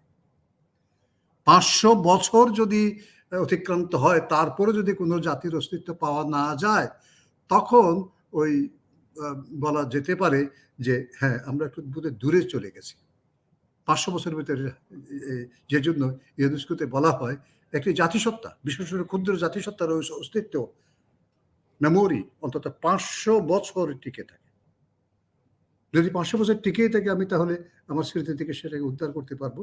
এবং স্মৃতি থেকে উদ্ধার করতে গেলে প্রথমে যেটা উদ্ধার করা উচিত, যে হারিয়ে দেওয়া ভাষার যে স্মৃতি মানে তার, আমি বলবো তার যে অক্ষরগুলো, সে অক্ষরগুলোকে আমরা ফিরিয়ে আনতে পারি। যদি কোনো এই অক্ষরগুলো না থাকে, তাহলে পাশে যে অক্ষরগুলো আছে, প্রচলিত অক্ষর, 2টা অক্ষর আছে, একটা হলো জাতীয় অক্ষর আর একটা হলো আন্তর্জাতিক অক্ষর। আমার কাছে জাতীয় অক্ষর হচ্ছে বাংলা, যার ভিতর ক্ষুদ্র আর বৃহত্তর না, ক্ষুদ্র আর ক্ষুদ্র হচ্ছে একটু বড়, এই জাতিসত্তা যুক্ত হয়ে বৃহৎ জাতিসত্তা হয়েছে। বৃহৎ জাতিসত্তার নাম বাঙালি, এবং অনুপূরক জাতিসত্তার নাম অনেকগুলো। তার ভিতরে হিন্দু, মুসলমান, বৌদ্ধ, খ্রিস্টান সব আছে ধর্মীয় দিক থেকে। আর কর্মীয় দিক থেকে আছে জেলে জোলা তাঁতি থেকে আরম্ভ করে জুম চাষি থেকে আরম্ভ করে অনেক কিছু। আর তাদের বিশ্বাসের দিক থেকে তো আছেই। যদি না থাকে আমি যেটা বলছি, আমার সাজেশন হচ্ছে, আপনারা যেহেতু আমার কাছ থেকে সাজেশন চেয়েছেন সেটা বলবো। আপনি প্রথমেই আমাদের অবলম্বন হবে বাংলা অক্ষরগুলোকে ধারণ করা, অথবা বাংলা অক্ষরের অনুকরণে আরেকটি আপনার নিজের যে অক্ষরগুলো প্রয়োজন সেই অক্ষরগুলো করা। আপনার বাংলা অক্ষরের যে বিবর্তন যদি দেখেন সেটা এখানেও তাই দেখবেন। আগে প্রাকৃত যে অক্ষরগুলো ছিল সে অক্ষরগুলো আজকের বাংলা অক্ষরের হুবহু তা নয়, কিন্তু পরিণত পর্বে আমরা এই অক্ষরটা পেয়েছি। ফলে এটা আর যদি মনে করেন যে না এরপরে আমি কিন্তু ইয়ের অক্ষর নেব, না আমি আন্তর্জাতিক অক্ষর নেব, তাহলে ইংরেজি তো আমাদের কাছে এখন কিন্তু ইন্টারন্যাশনাল ল্যাঙ্গুয়েজ। আমার যতদূর মনে পড়ে, আমি নাম বলতে একটু দ্বিধা করছি কারণ আমি স্পষ্ট জানি না, পার্বত্য চট্টগ্রামের একটি যে ক্ষুদ্র জাতিসত্তা, ক্ষুদ্র না একটা জাতিসত্তা, যারা প্রায় সবাই ইংরেজি ভাষাকে গ্রহণ করেছে, তারা ইংরেজি অক্ষরকে গ্রহণ করেছে এবং নিজেদের ভাষা যখন নিজেদের শব্দাবলী যখন লেখে তখন ওই ইংরেজি হরফেই লেখে, রোমান হরফে লেখে। রোমান হরফ সারা পৃথিবীব্যাপী অনেক জাতিসত্তাই গ্রহণ করেছে, কাজে তাকে গ্রহণ করতে আমরা পারি। একই সঙ্গে আমি বলবো যে বাংলা অক্ষরগুলোকে আমরা গ্রহণ করতে পারি। তবে সবচেয়ে বড় কথা হচ্ছে আপনারা নিজেরা যদি অতীতের কোনো ঐতিহ্য না থাকলেও একটা ভাষা তৈরি করতে পারেন, যেটা ম্রো জাতিসত্তা, ওই জাতিসত্তার যিনি নবায়ন করেছেন হাল আমলে, আমি নামটা বলে গেলাম, তাকে নিয়ে আমার দীর্ঘ কবিতা আছে। তিনি যেমন অক্ষর তৈরি করেছেন, আপনারা নিজেরা অক্ষর তৈরি করতে পারেন। অক্ষর তৈরি করা এমন কোনো ব্যাপার না, যেহেতু বাংলা আছে, আমার ইংরেজি আছে, আমার কাছে আরবি না হোক, তো এই দুইটা অক্ষর যেহেতু আছে, আমি অক্ষর তৈরি করতে পারি। অক্ষর তৈরি করা এমন কোনো কঠিন ব্যাপার নয়। তো এই ইনোভেটিভ কাজগুলো করতে হবে। আরেকটা কাজ আমি বলবো, বিশেষ করে ভাষার পাশাপাশি সাংস্কৃতিক ঐতিহ্য এটা জরুরি। আমি পার্বত্য চট্টগ্রামের 11টি যে আছে, আমাদের যে এথনিক সোসাইটি আছে, তাদের সাংস্কৃতিক ঐতিহ্যগুলোকে শনাক্ত করার চেষ্টা করেছি বেশ আগে থেকে, এবং গত 2 বছর আগে থেকেও কপিরাইটের অধীনে একটা ছোট্ট প্রকল্প নিয়ে আমরা কাজ শুরু করেছিলাম। কাজটা সম্পন্ন হয়েছে, তখনও আমরা শনাক্ত করার চেষ্টা করেছি। আমরা জানি তখন যে অনেকগুলো নৃত্য যেগুলো নামে ছিল, কিন্তু কিভাবে এগুলোকে প্রচলিত ছিল তাকে কিভাবে পুনর্জীবন করা হয়েছে। আমাদের অনেকগুলো বাঁশি ছিল, অনেকগুলো বাঁশি হারিয়ে গেছে। একই বাঁশিতে অনেকগুলো মুখওয়ালা যে বাঁশিটা ম্রো বাঁশি বলে আমরা বলি, আমার ভুল উচ্চারণ, তিং তিং ফ্লা, সেটা আছে এবং সেটার আরো বহু বৈচিত্র্যময় উদ্ভাসন হতে পারে। এবং আদিতে কি ছিল সেটা আমরা অনেকেই এখন হয়তো জানি না, কিন্তু সেটা উদ্ভাবন করা যেতে পারে। একইভাবে আমাদের বাঙালি জাতিসত্তার ভিতরে হুদমার গান বলে একটা নৃত্য ছিল মহিলাদের, প্রায় বস্ত্রহীন নৃত্য। বিশেষ করে হুদমা মানে এটা মেঘের গান, মেঘ দেবীর কাছ থেকে গান। যখন হতো, খরা আসতো উত্তরবঙ্গে, তখন এই খরার সময় বৃষ্টি আনার জন্য। এটা কিন্তু বিলুপ্ত হয়ে গেছে, এই আমাদের যে বাঙালি জাতিসত্তার ঐতিহ্য থেকে বিলুপ্ত হয়ে গেছে। কিন্তু সেটা যেহেতু আমরা জানি, এটাকে তৈরি করা যেতে পারে একটা ঘের দেয়া আঙ্গিনার ভিতর, উঠানের ভিতর সব মানুষকে, পুরুষদেরকে বের করে দিয়ে নারীদেরকে রেখে তারা নাচবে, নৃত্য করবে এবং দেবতার কাছে বলবে বা আকাশের কাছে বলবে বা আল্লাহর কাছে বলবে কিংবা ঈশ্বরের কাছে বলবে, আমাকে বৃষ্টি দাও। বৃষ্টি দেওয়ার জন্য নৃত্য করবে, এবং সেটাতে অন্য ধরনের একটা এই ধরনের অনেক জিনিস আপনাদের ভিতরেও আছে। কাজেই শুধু ভাষিক প্রকরণ নয়, শুধুমাত্র অক্ষর নয়, অক্ষরের পাশাপাশি আপনি এই ধরনের দেহের যে আন্দোলনগত যে বিষয়গুলো, সেগুলোকে আপনারা ফিরিয়ে আনতে পারেন। আপনাদের গীত আছে, সেই গীতগুলোকে ফিরিয়ে আনতে পারেন। আপনাদের কি আছে আমি বলবো, আপনাদের বিশেষ করে হস্তশিল্প আছে, যে হস্তশিল্পগুলো অনেকভাবে বিভক্ত। কোনো কোনো হস্তশিল্প শুধু মাটির, কোনো কোনো হস্তশিল্প বাঁশের, কোনো কোনো হস্তশিল্প ধাতুর, সেগুলো বৈচিত্র্যময়। আমি মৈত্রী অঞ্চলে দেখেছি তাদের হামম তনুবাবু তার পিতার নামে যে জাদুঘরটি প্রতিষ্ঠা করেছে, যাতে ওই মণিপুরী মৈত্রীদের বিভিন্ন অলংকার থেকে কৃষি যন্ত্রপাতি সবগুলো সংরক্ষিত, অনেকগুলো সংরক্ষিত আছে। 100-র উপরে বৈশিষ্ট্য সম্পর্ক আছে, ইয়ে আছে বোধহয়। এগুলোকে প্রোটেকশন দেয়া, সুরক্ষা দেওয়ার জন্য করা হয়েছে 2008 সালে সম্ভবত, বা 6, 7, 8 এই সময় যখন আমি ওই অঞ্চলে কাজ করা হয়েছে। এই ধরনের একেবারে শুধুমাত্র উপজাতীয় কালচারাল একাডেমি নয়, আমি বলবো একেবারে গোত্রীয় কমিউনিটি মিউজিয়াম, সমাজ যে কমিউনিটি আছে, সমাজ মিউজিয়াম, প্রত্যেকটা গোত্রীয় অঞ্চলে এই সমাজ মিউজিয়াম প্রতিষ্ঠা করে টেনজিবল ইনটেনজিবল, মূর্ত বিমূর্ত, অর্থাৎ অধিকাংশ মূর্তই হবে, আপনারা দেখবেন সেগুলো লোকশিল্প, মানে মূর্ত লোকশিল্প, অর্থাৎ হস্তশিল্পের মতো, অথবা কৃষি উপকরণের মতো, অথবা মৎস্য শিকারের উপকরণের মতো এগুলো। আর এর বাইরে যেটা আছে, হয় ভাষা, না হয় গীত, না হয় গান, না হয় কবিতা, না হয় সৃষ্টিশীলতা। এই যে কবিতা সৃষ্টিশীলতার কথা যখন বলছি, এইটা হচ্ছে আপনাদের বাঙালিদের মধ্যে যে অনুপূরক জাতিসত্তা আপনারা আছেন, আপনাদেরও প্রত্যেকেরই নিজেদের একটা সাংস্কৃতিক কি বলে সৃষ্টিশীলতা আছে। সেই সৃষ্টিশীলতা রক্ষা করতে হবে, এবং সৃষ্টিশীলতা রক্ষা করতে হলে প্রথম উচিত হচ্ছে আপনার ভাষাকে জাগ্রত রাখা, ভাষাকে একেবারে অক্ষর দিয়ে জাগ্রত রাখা, তারপর বাংলার সঙ্গে যুক্ত হওয়া। যদি আপনারা যে কাজটি করছেন সেই কাজটি যদি আপনারা করেন, তাহলে আপনাদেরকে সুরক্ষা দেবে এবং অনুপ্রেরণা দেবে অবশ্যই আন্তর্জাতিক মাতৃভাষা ইনস্টিটিউট, আন্তর্জাতিক স্তরে। আর যদি দেশীয় স্তরে দিতে হয়, বাংলাদেশের স্তরে, জাতীয় স্তরে, তাহলে আমি মনে করি এই সুরক্ষা দেওয়ার প্রধান মুখ্য প্রতিষ্ঠান বাংলা একাডেমি। ঘটনাক্রমে আমি এই একাডেমিতে বর্তমানে কাজ করছি। আমি যেহেতু গত 2 দশক ধরে এই কাজটি সারা বাংলাদেশ জুড়ে করে আসছি, এবং আমার সঙ্গে সম্পর্ক আছে অন্তত আন্তর্জাতিক মহলের, identification, valuation, intellectual property, protection of traditional cultural expressions of Bangladesh বলে এই কাজটি আমি করেছি। এবং এই কাজের ভিতর শুধুমাত্র যে নান্দনিক সুরক্ষা আছে তা না, এই কাজের ভিতর অর্থনৈতিক সুরক্ষাও আছে, ইকোনমিক ভ্যালুয়েশন আছে, সেই কাজটিও আমি করেছি।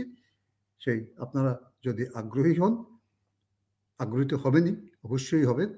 আমি আমার সময় সীমিতভাবে হলেও যথাসম্ভব আমি আপনাদেরকে এই সহায়তাটা দিতে অন্তত প্রস্তুত আছি, এবং আপনাদের সহায়তা আশা করি আমরা মোটামুটিভাবে একটা সফলতা লাভ করব।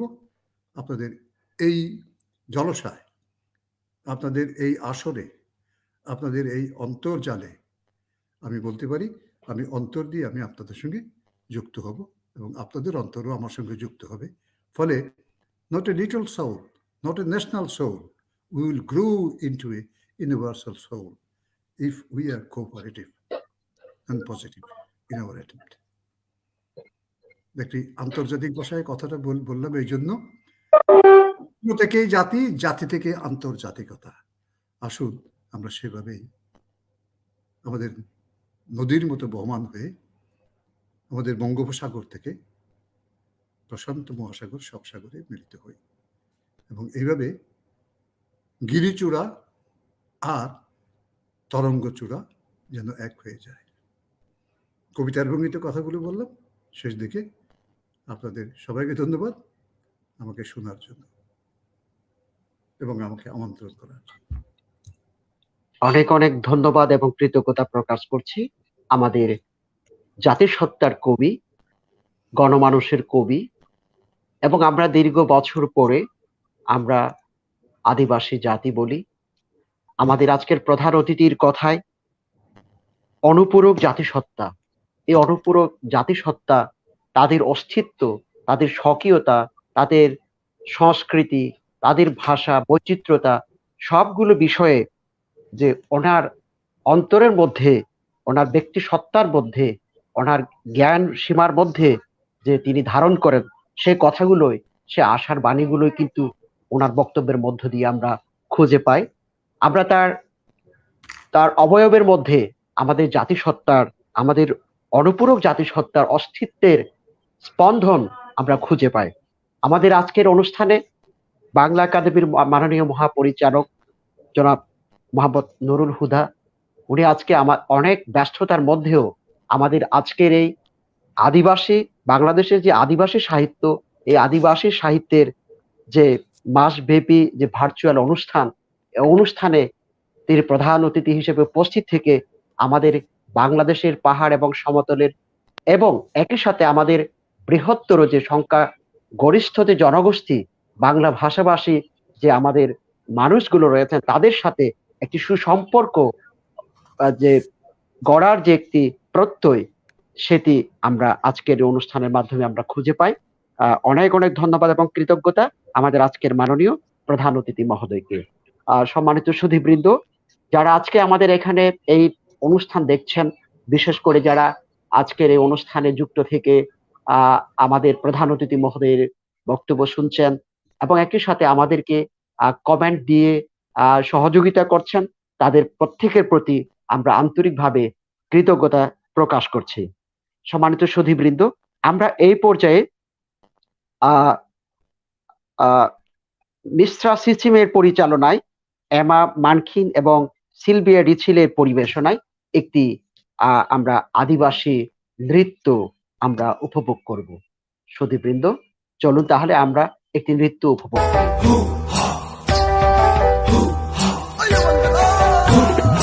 Hayan ching han sing na wanda lau truk na Masi hong eda sal de wana Hayan ching han sing na wanda lau truk na Masi hong eda sal de wana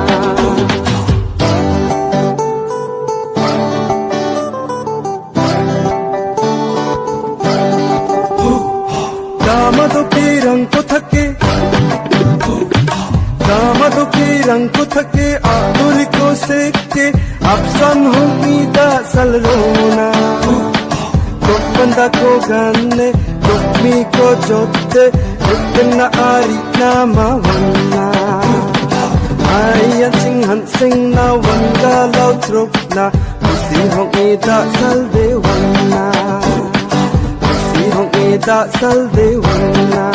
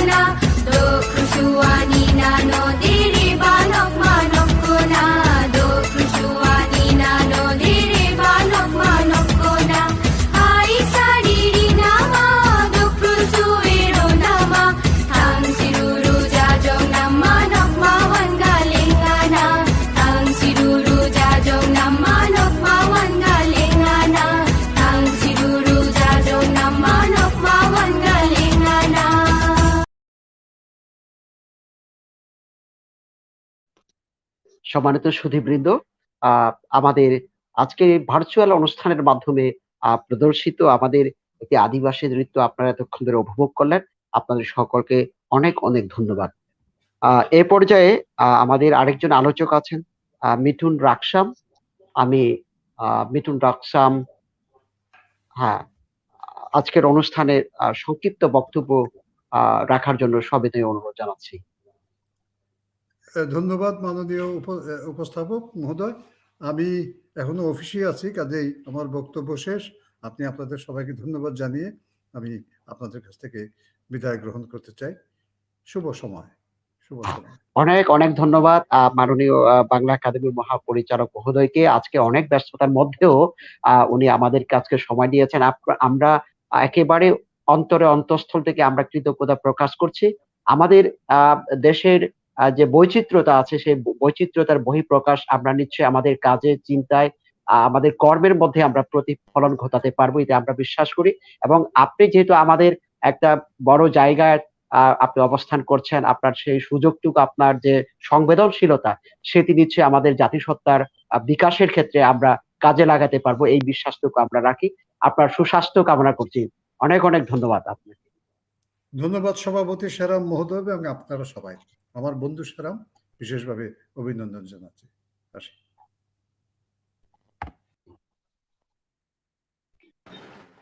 হ্যাঁ, এই পর্যায়ে আমি বক্তব্য রাখার জন্য অনুরোধ জানাচ্ছি মিতুল রাকসান। সবাইকে আজকের অনুষ্ঠানের উদ্বোধক এবং প্রধান অতিথি জাতিসত্তার কবি মোহাম্মদ নুরুল হুদা এবং আজকের অতিথি ডক্টর সুমন সাজ্জাদ, উনি এখনো যুক্ত হবেন, যদিও উনি এখনো যুক্ত হননি, আশা করছি খুব দ্রুত তিনি যুক্ত হবেন। আজকের আমাদের বাংলাদেশের আদিবাসী সাহিত্য নিয়ে যে মাসব্যাপী যে ভার্চুয়াল অনুষ্ঠানের শুভ উদ্বোধনী অনুষ্ঠানের বিশেষ অতিথি মথুরা বিকাশ ত্রিপুরা লেখক এবং নির্বাহী পরিচালক জাবারাং কল্যাণ সমিতি, বিশেষ অতিথি গারো সম্প্রদায়ের লেখক এবং গবেষক থিবিল নকনেক আজকের সভাপতিত্ব করছেন। আজকের এই অনুষ্ঠানের মণিপুরী সাহিত্যের বিশিষ্ট লেখক কবি একে সেরাম, এবং এর পেছনের যে আয়োজকদের মধ্যে যে প্রধান এবং সমন্বয়কারী আমাদের হামুম প্রমোদ দা, এবং আজকের সঞ্চালনায় যিনি আছেন আনন্দ জ্যোতি চাকমা। সবাইকে শুভেচ্ছা এবং অভিনন্দন জানাচ্ছি আমাদের থকবিরেম গারো সাহিত্যের পত্রিকার পক্ষ থেকে, থকবিরেম প্রকাশনের পক্ষ থেকে আপনাদের সবাইকে শুভেচ্ছা জানাই। আসলে এখানে শুভেচ্ছা বক্তব্য বলার কিছু নাই, শুভেচ্ছাই জানাচ্ছি সবাইকে। আমরা এই আয়োজনের সাথে থাকতে পেরে আমরা সত্যি গর্ববোধ করছি, আনন্দ বোধ করছি তো বটেই।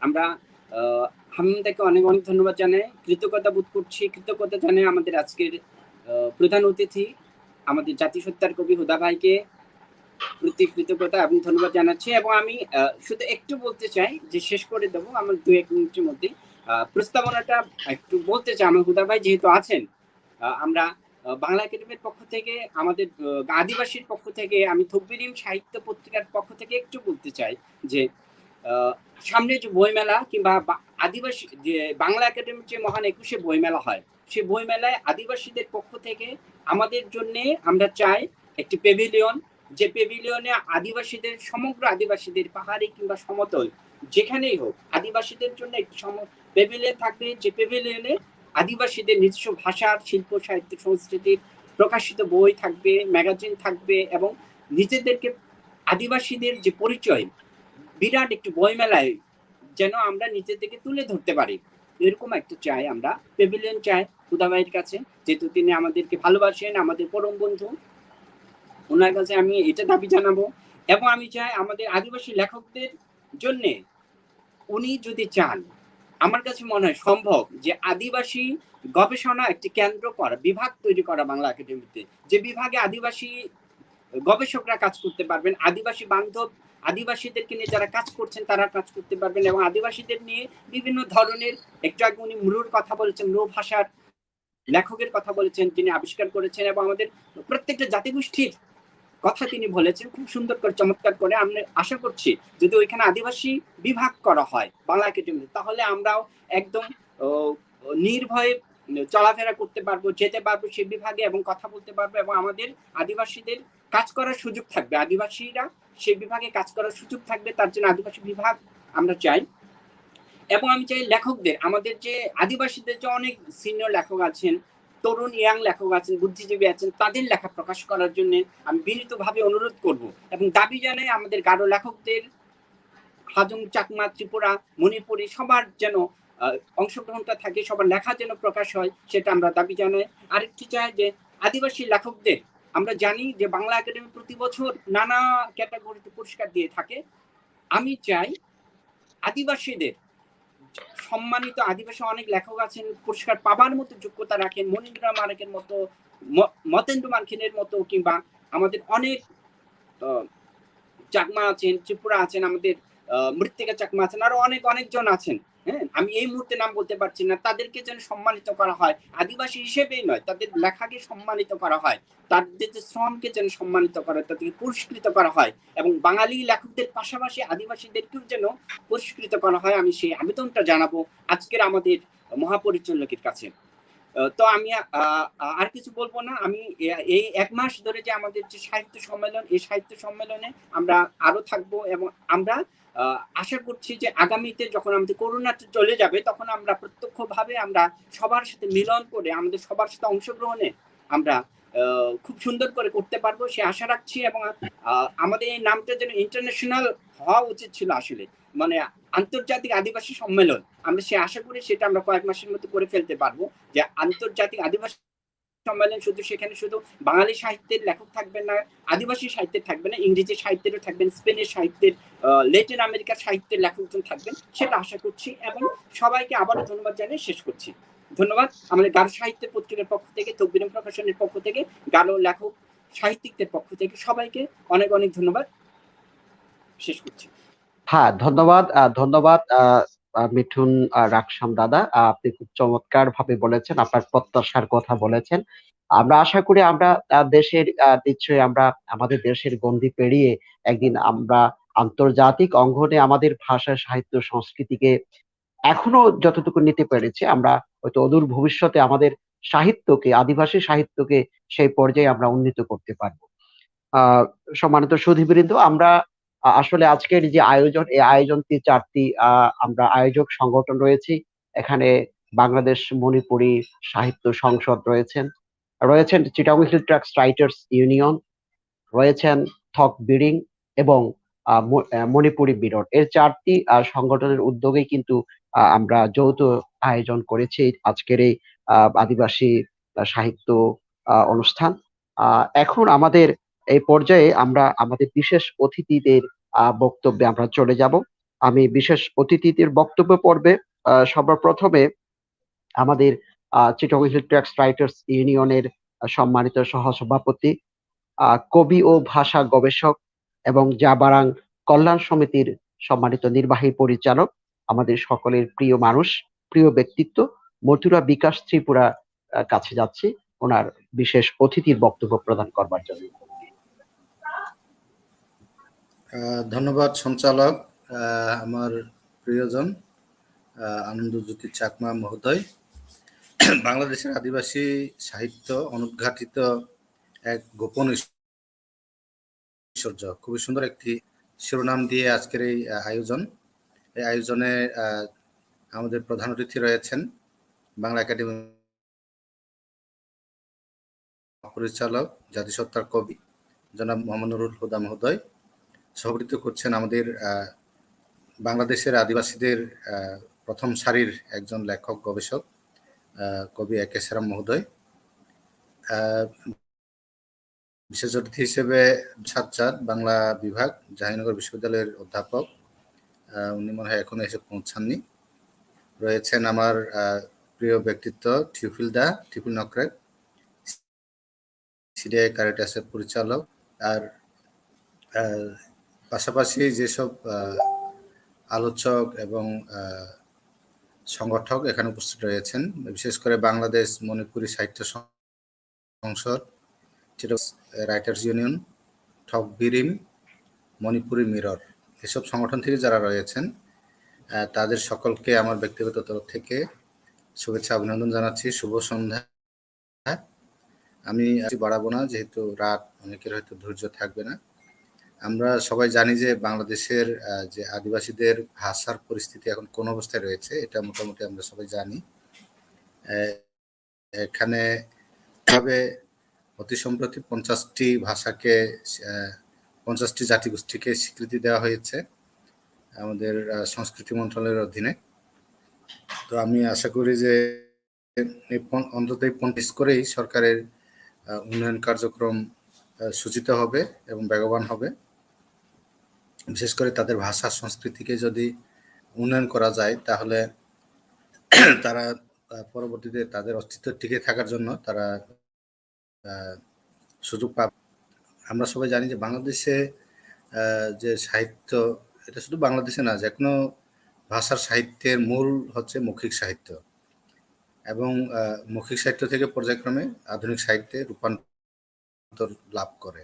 আমাদের বাংলাদেশের আদিবাসীদের ক্ষেত্রে এখনো আমরা সেই মৌখিক সাহিত্যেরই অনেক সম্পদ, অনেক এটা কি বলবো, অনেকটা গোপন সম্পদ আমরা এখনো খুঁজে বের করতে পারি না। আজকের আলোচনায় মানে যেটা মূল ইয়েতে আনা হয়েছে যে অনুদ্ঘাটিত রয়ে গেছে এখন আমাদের অনেক ঐশ্বর্য, সেগুলোকে খুঁজে দেখারও এখনো অনেক কাজ আমাদের বাকি রয়েছে। কিভাবে পেতে পারি সেটা নিয়ে আমার মনে হয় যে কাজ করার সুযোগ আছে।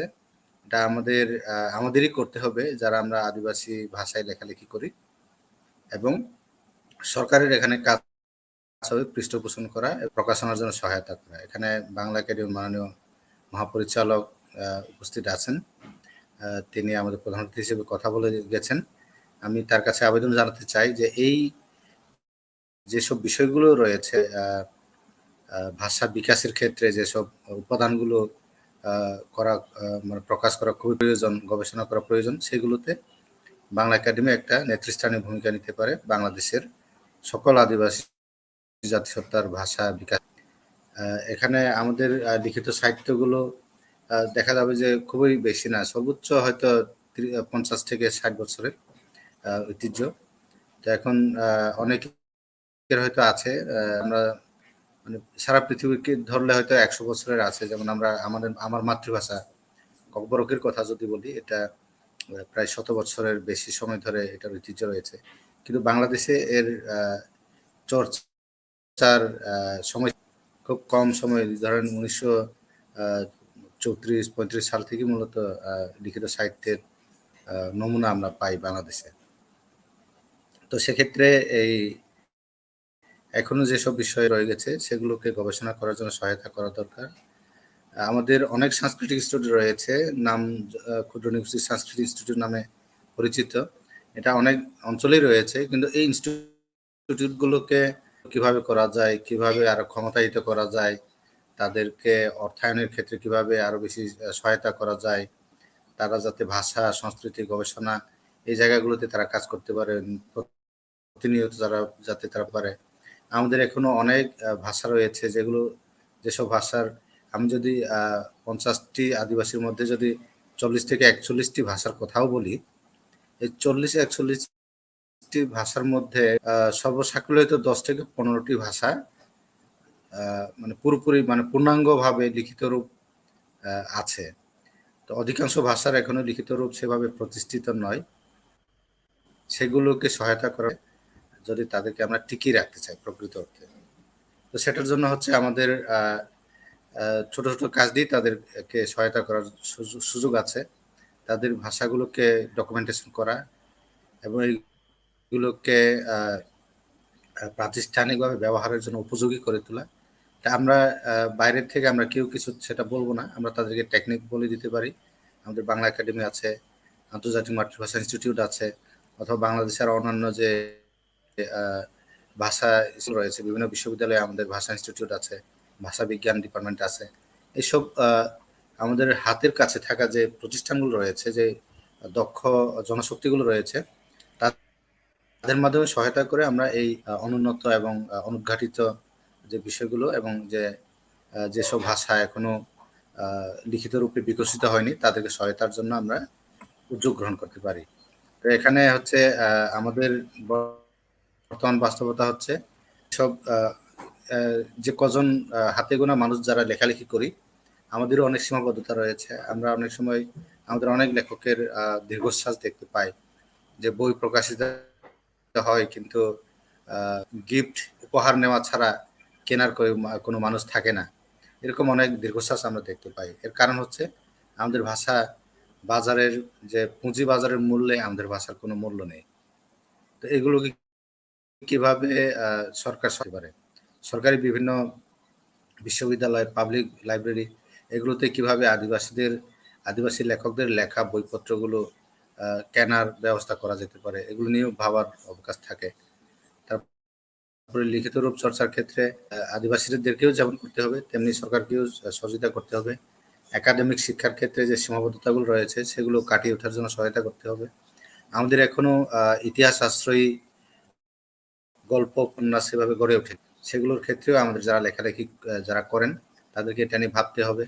অনুবাদ কর্মে এখন আমরা অনেক পিছিয়ে, শুধুমাত্র 1-2টা হয়তো কবিতা অনুবাদ আমরা করেছি, এটা 1-2টা গান আমরা অনুবাদ করেছি, কিন্তু বৃহৎ আকারে যেমন গীতাঞ্জলির মতো যে সাহিত্যকর্ম রবীন্দ্রনাথ ঠাকুরের সাহিত্যকর্মগুলো যেমন ত্রিপুরা স্টেটে বা যে নর্থ ইস্টার্ন ইন্ডিয়ান যে স্টেটগুলো রয়েছে সেগুলোতে বিভিন্ন আদিবাসী ভাষায় অনুবাদ হয়েছে, কিন্তু বাংলাদেশে এরকম অনুবাদ কর্ম এখনো সেভাবে হয় নাই বৃহৎ আকারে। সেগুলো সরকার চাইলে সহায়তা করতে পারে। তারপরে আমাদের যেসব ভাষা এখন মোটামুটি বিকাশের দিকে রয়েছে জন্য ডিকশনারি পাবলিশ করার জন্য সহায়তা করতে পারে আমাদের বিশেষ করে বাংলা একাডেমি। এবং যেসব ভাষা এখনো মানে লিখিত রূপের প্রথম পর্যায়ে রয়েছে সেগুলোর ক্ষেত্রে আমরা হয়তো ভান্ডার প্রকাশের জন্য উদ্যোগ গ্রহণ করতে পারি, সেটাও আমাদের বাংলা একাডেমি নেতৃত্ব দিতে পারে। তারপরে আমাদের অনুঘাটিত যে মৌখিক সাহিত্যগুলোর কথা বলেছে এগুলোকে যারা লেখালেখি করেন তাদেরকে সহায়তা করা যাতে তারা এগুলোকে চর্চা করার জন্য তারা উৎসাহিত হয়। আমাদের মুক্তিযুদ্ধ কেন্দ্রিক অনেক বহু মৌখিক সাহিত্য রয়েছে, বিশেষ করে আমার জানা মতে খাগড়াছড়িতেই যেসব লোক গায়ন কবিরা যারা রয়েছেন তারা মুখে মুখে মুক্তিযুদ্ধ কেন্দ্রিক অনেক তারা গান যে লোক সঙ্গীত তারা প্রচার করেন, এগুলোকে গ্রন্থ আকারে প্রকাশ করা, এগুলোকে সংগ্রহ করে গ্রন্থ আকারে যদি প্রকাশ করা যায় তাহলে আমাদের মুক্তিযুদ্ধের একটা মহামূল্যবান একটা দলিল তৈরি হয়ে যেতে পারে। তো সেগুলো আমাদের করার অবকাশ থাকে। তারপরে আমি বিশেষ করে আমাদের যে জাতীয় সংস্কৃতি নীতি 2006 সালে একটা সেখানে একটা বিধান রাখা হয়েছিল যে ঢাকা বিশ্ববিদ্যালয়ে একটা আদিবাসী ভাষা ইনস্টিটিউট প্রতিষ্ঠা করা। ওই আদিবাসী ভাষা ইনস্টিটিউট প্রতিটি বিশ্ববিদ্যালয়ে করা যেতে পারে, অথবা এথনিক স্টাডিজ নামের কোনো স্টাডিজ একটা বিভাগ, বিশেষ করে যেসব বিশ্ববিদ্যালয় আদিবাসী অধ্যুষিত অঞ্চলে বা কাছাকাছি অঞ্চলে প্রতিষ্ঠিত, চট্টগ্রাম রাজশাহী বিশ্ববিদ্যালয় বা রাঙামাটি বিজ্ঞান ও প্রযুক্তি বিশ্ববিদ্যালয়, অথবা এই যে সিলেটের শাহজালাল বিজ্ঞান ও প্রযুক্তি বিশ্ববিদ্যালয়, এরকম বিশ্ববিদ্যালয়গুলোতে এই যে আদিবাসী ভাষা ইনস্টিটিউট বা এথনিক স্টাডিজ বিভাগ প্রতিষ্ঠা করে আদিবাসীদের ভাষা বিকাশ, সংস্কৃতি বিকাশ এবং তাদের জাতিসত্তা নিয়ে গবেষণা এবং প্রকাশনার মানে সুযোগ সৃষ্টি করা যায়।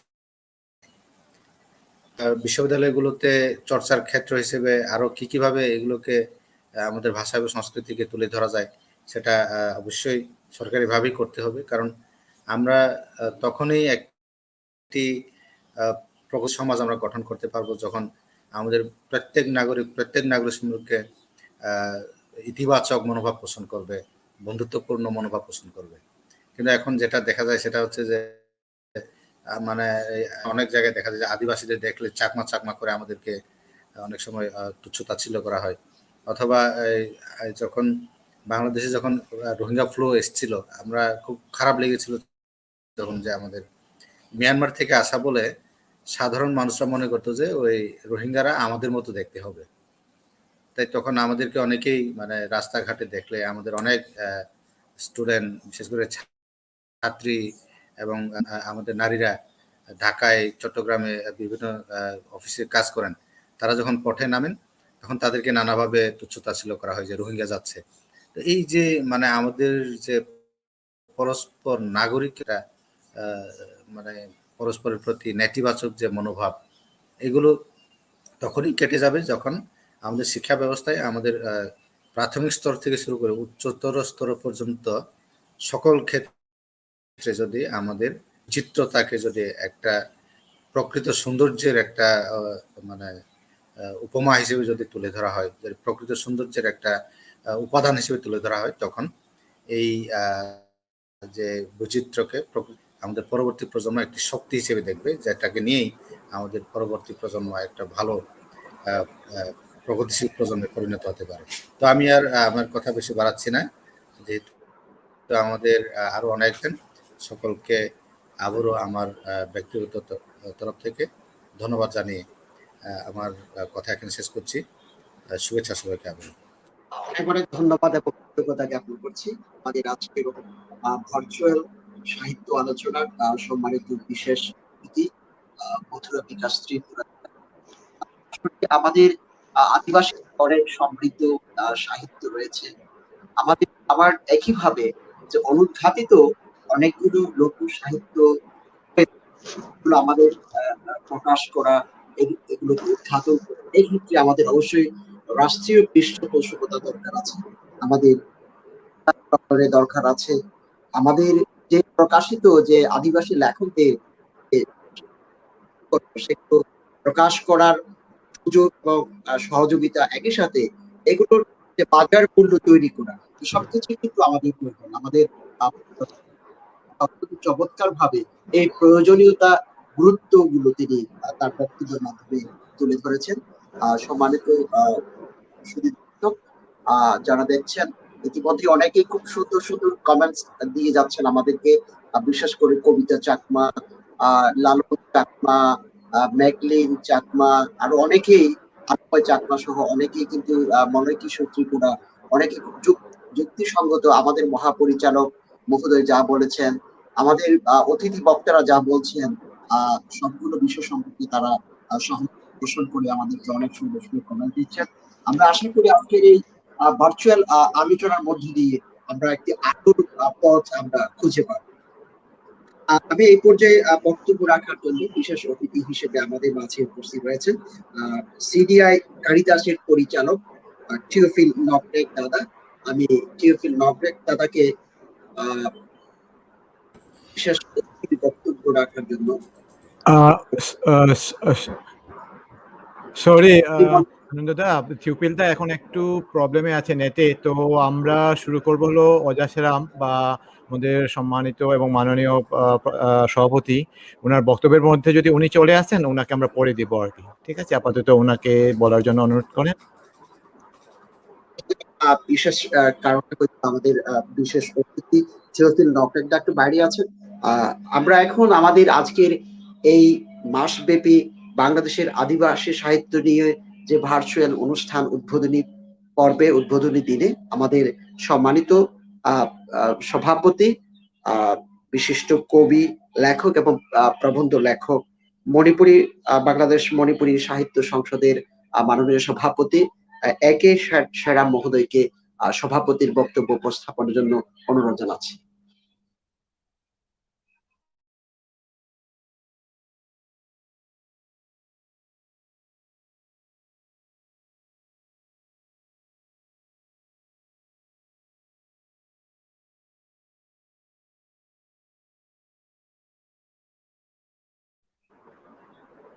সুধীবৃন্দ, এ পর্যায়ে বক্তব্য রাখবেন আজকের ভার্চুয়াল উদ্বোধনী অনুষ্ঠানে মাননীয় সভাপতি, লেখক, গবেষক এবং প্রবন্ধকার একে সেরাম মহোদয়।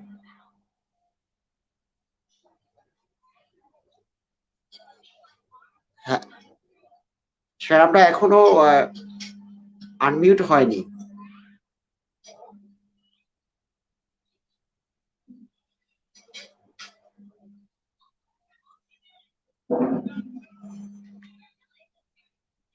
না, এখনো আনমিউট হয়নি।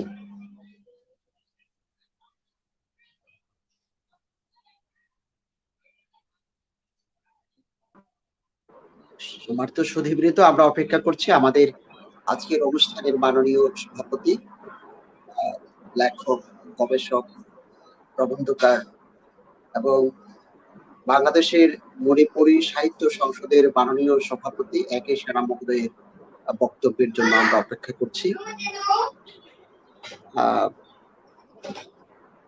সম্মানিত সুধীবৃন্দ, আমরা জানি যে আমাদের বাংলাদেশ একটি সমৃদ্ধ সম্ভাবনাময় একটি জায়গা। আমাদের পাহাড় এবং সমতলের যে আদিবাসী জাতিগুলো রয়েছে, আমাদের আজকের অনুষ্ঠানের যারা প্রধান অতিথির বক্তব্যের মধ্যে আমাদের বিশেষ অতিথিদের বক্তব্যের মধ্যে আমরা একটি দিক নির্দেশনা আমরা খুঁজে পাই এবং আমাদের যেটি প্রয়োজন সেটি হচ্ছে এখন আমাদের কাজ করে যেতে হবে।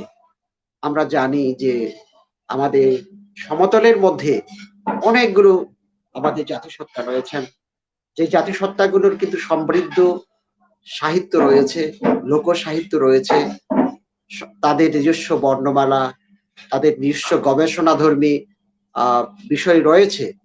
সেগুলোকে আমরা কিভাবে জাতীয় পর্যায়ে আমরা তুলে ধরতে পারি, একই সাথে আজকের আলোচনার মধ্য দিয়ে এবং আমরা যে মাস ব্যাপী আমরা যে ভার্চুয়াল যে সাহিত্য আলোচনার যে আয়োজনটা আমরা শুরু করেছি, এই আয়োজনের মধ্য দিয়ে কিন্তু আমরা একটা পরিকল্পনা আমরা হাতে নিতে পারি, যেটি আমাদের ভাবতে হবে, আমাদের চিন্তা করতে হবে আমাদের সম্ভাবনার জায়গাগুলো কোথায়।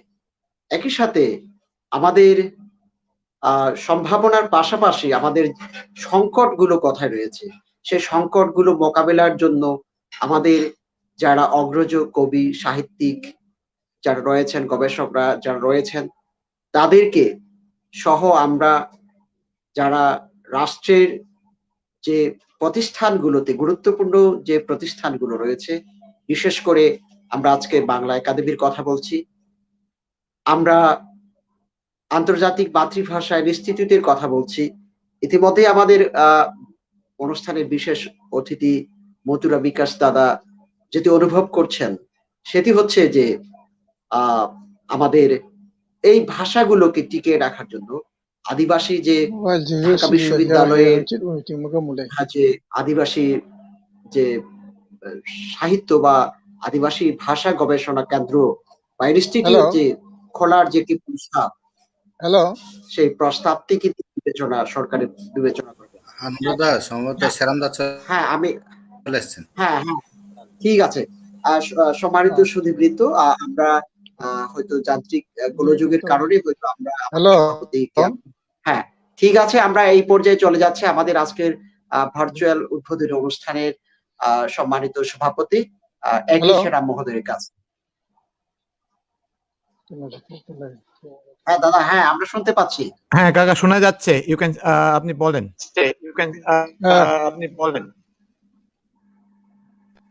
হ্যালো, হ্যাঁ শোনা যাচ্ছে। নেটওয়ার্ক একটু দুর্বল তো, তারপরে আমরা কষ্ট করে শুনি। হ্যাঁ হ্যাঁ বলেন। হ্যাঁ শোনা যাচ্ছে, শোনা যাচ্ছে, দুর্বল করে শুনি। হ্যাঁ বলেন। হ্যাঁ শোনা যাচ্ছে। হ্যালো, আমি কি বলবো এখন? না হ্যাঁ বলেন, হ্যাঁ বলবেন, হ্যাঁ নিশ্চয়ই। হ্যালো, না হ্যাঁ বলেন, হ্যাঁ বলবেন, হ্যাঁ নিশ্চয়ই।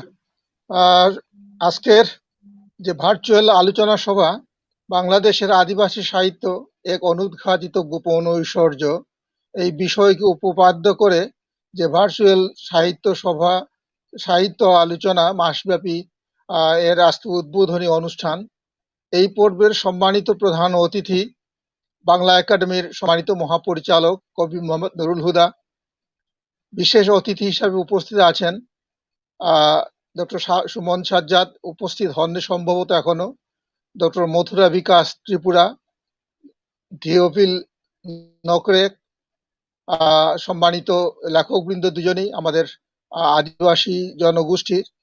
এর বাইরে আলোচক হিসাবে কথা বলেছেন সুহেল হাজন, উচি মং এবং মিঠুন রাকসাম, সবাইকে আমি শুভেচ্ছা জানাচ্ছি। আজকের যিনি প্রধান সমন্বয়ক এই অনুষ্ঠানের,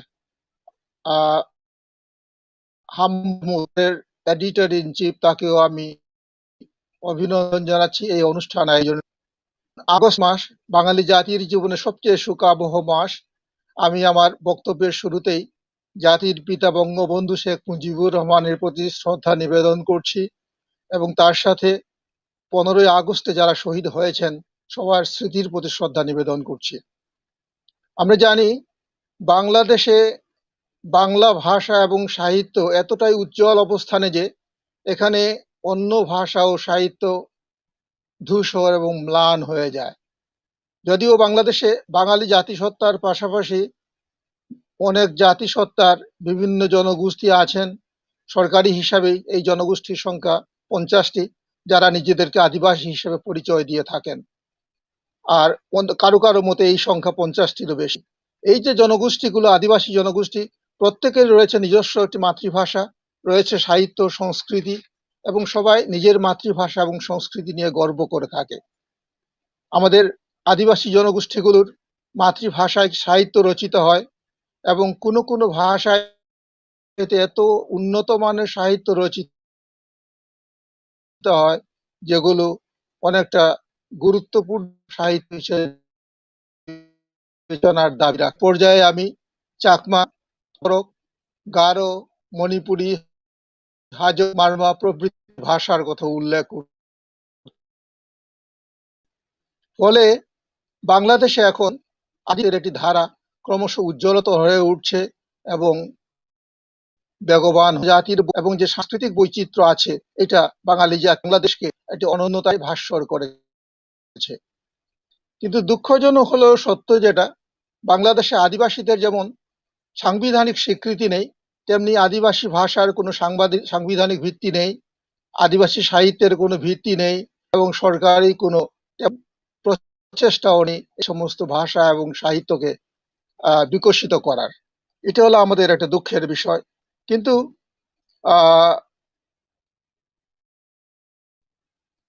বাংলাদেশ কিন্তু সেই দেশ যে দেশ মাতৃভাষার জন্য রক্ত দিয়েছে। সুতরাং আমাদের প্রত্যাশা ছিল এখানে সকল জাতির মাতৃভাষা যথাযথ সম্মান পাবে, সেই সমস্ত সাহিত্য বিকশিত হওয়ার সুযোগ থাকবে। এখন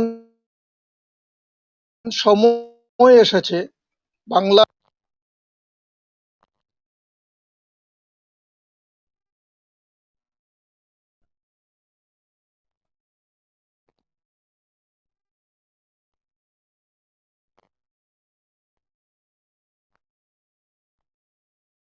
ওনার নেটওয়ার্কে মনে হয় সমস্যা হচ্ছে। আনন্দদা, আপনি জাস্ট কভার করবেন।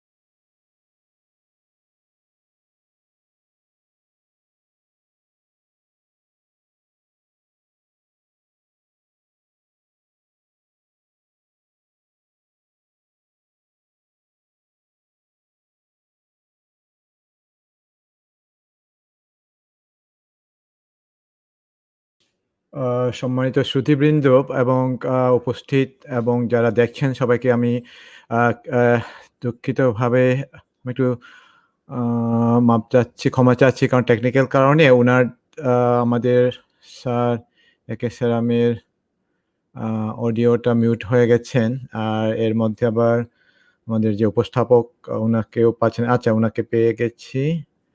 তো হ্যাঁ, আনন্দদা, উনার সেরাম স্যারের তো একটু প্রবলেম, তো আপনারটা আনমিউট করে কথা বলেন। আপনি চালিয়ে যান। ঠিক আছে, আমরা হ্যাঁ দেখতে পাচ্ছি আমাদের সভাপতি মহোদয়ের ইন্টারনেটগত সংযোগগত কিছু সমস্যা আমরা দেখতে পাচ্ছি। সেই কারণে আমার মনে হয় আমরা অন্য আলোচকের কাছে আমরা যেতে পারি। এখানে আমাদের আরেকজন আলোচক ছিলেন, সম্ভবত উনিও এখনো প্রবেশ করতে পারেননি, সংযোগ এখনো উনি বাইরে আছেন। আমাদের সমাজ সুধীবৃন্দ, আমাদের আলোচনার পর্বে প্রায় শেষের পথে আমরা। এরপরে আমাদের রয়েছে দ্বিতীয় পর্ব। দ্বিতীয় পর্বে আমাদের রয়েছে কবিতা পাঠ এবং স্বরচিত কবিতা পাঠ, একই সাথে আবৃত্তিও থাকছে।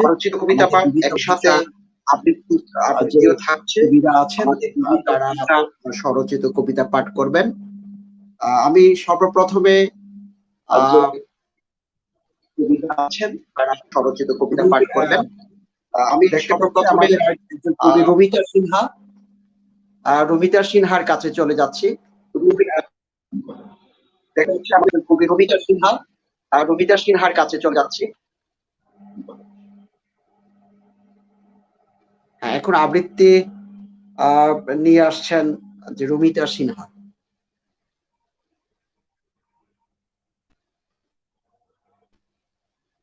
এখন আপনি নিয়ে আসছেন যে রুমিতা,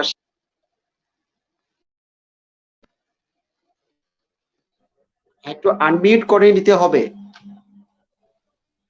রুমিতা দি, হ্যাঁ, শুনতে পাচ্ছেন একটু না? আরে নিতে হবে রুমিতা হ্যালো, দি। হ্যাঁ, শুনতে পাচ্ছেন? শুনতে না? হ্যাঁ শোনা যাচ্ছে, হ্যালো, হ্যাঁ শোনা যাচ্ছে দিদি, শুরু করবো তাহলে না? নিশ্চয়ই। হ্যাঁ, ধন্যবাদ আজকের অনুষ্ঠানের আয়োজক সবাইকে। আমি যে মণিপুরী কবিতাটি আবৃত্তি করব, সেই কবিতার কবি হৈরং কামিনী কুমার। কবিতার শিরোনাম লামান তোল্লাবানি এইদি বাংলা ইমাজি মাফুন্দা। এইদি চেতনাগী সমুদ্রদা রবীন্দ্রনাথ নজরুল জীবনানন্দ দ্বিজেন্দ্রলাল অতুল প্রসাদ মতম পোম্বদ ইচেল চেরি। রবীন্দ্রনাথ এই গীত হাজার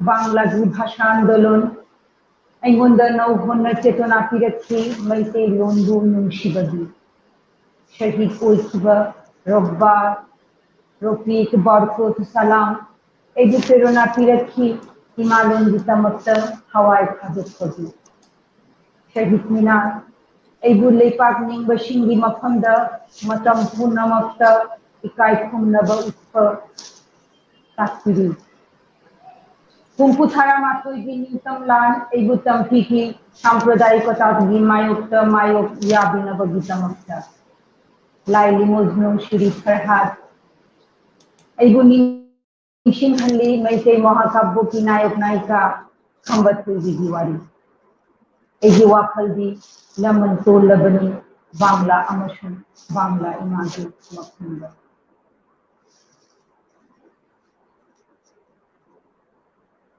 বাংলা অনুবাদ। ঋণী আমি বাংলা মায়ের কাছে। আমার চেতনার সমুদ্রে সদা প্রবহমান রবীন্দ্রনাথ নজরুল জীবনানন্দ দ্বিজেন্দ্রলাল অতুল প্রসাদ। রবীন্দ্রনাথ আমার প্রত্যয় হৃদয়ের সীমানা, নজরুল আমার প্রেম বিদ্রোহ, জীবনানন্দ আমার দেশপ্রেম, দ্বিজেন্দ্রলাল অতুল প্রসাদ আমার কণ্ঠের গান। ঋণী আমি বাংলা ও বাংলা মায়ের কাছে। বাংলার ক্ষুদিরাম আমাকে মেইতেই বীর টিকেন্দ্রজিতের কথা স্মরণ করিয়ে দেয়। বায়ান্নের ভাষা আন্দোলন আমাকে নতুন করে চেতনা দিয়েছে মেইতেই ভাষাকে ভালোবাসা। শহীদ জব্বার রফিক বরকত সালাম আমাকে প্রেরণা দিয়েছে মাতৃভাষার জন্য আত্মত্যাগ করতে। শহীদ মিনার সর্বদা আমাকে দেশপ্রেমিকের কাছে মাথা নত করার শিক্ষা দেয়। ৭১-এর মুক্তিযুদ্ধ আমাকে দীক্ষা দিয়েছে সাম্প্রদায়িকতার বিরুদ্ধে যুদ্ধ করতে। লাইলি মজনু শিরিফ ফরহাদের কাহিনী আমাকে মেইতি মহাকাব্যের নায়ক নায়িকা সম্বত হৈদির কথা স্মরণ করিয়ে দেয়। আমার চেতনা ঋণী বাংলা ও বাংলা মায়ের কাছে। ধন্যবাদ সবাইকে। অনেক অনেক সুন্দর আবৃত্তি করলেন দিদি, খুব চমৎকার।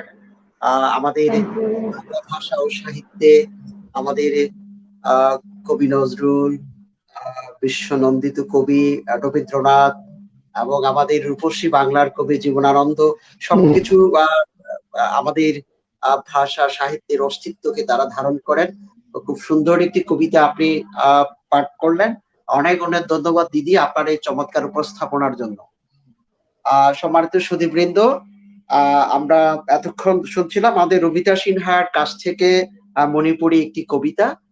আমাদের মাঝে আরো কবিতা এখন কবিতা পাঠ করার জন্য আমি কবিতা আবৃত্তি নিয়ে আসার জন্য আমি মুকুল কান্তি ত্রিপুরা, আমাদের পার্বত্য চট্টগ্রামের একজন উদীয়মান তরুণ কবি, মুকুল কান্তি ত্রিপুরা। আমি মুকুল কান্তি ত্রিপুরার কাছে যাচ্ছি। আমরা এখন মুকুল কান্তি ত্রিপুরার কবি মুকুল কান্তি ত্রিপুরার কাছ থেকে একটি ককবরক ভাষার একটি কবিতা আবৃত্তি শুনব।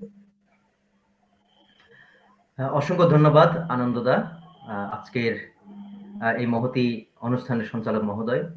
বাংলাদেশের আদিবাসী সাহিত্য অনুদ্ঘাটিত এক গোপন ঐশ্বর্য, এই বিষয়কে উপপাদ্য করে আজকের বাংলাদেশ মণিপুরী সাহিত্য সংসদ, Chittagong hill tracts writers union, Thokbirim, Manipuri mirror কর্তৃক আয়োজিত বাংলাদেশের আদিবাসী সাহিত্য নিয়ে মাসব্যাপী ভার্চুয়াল অনুষ্ঠানের শুভ উদ্বোধন অনুষ্ঠানের উপস্থিত সম্মানিত প্রধান অতিথি মহোদয়, উপস্থিত বিশেষ অতিথিবৃন্দ এবং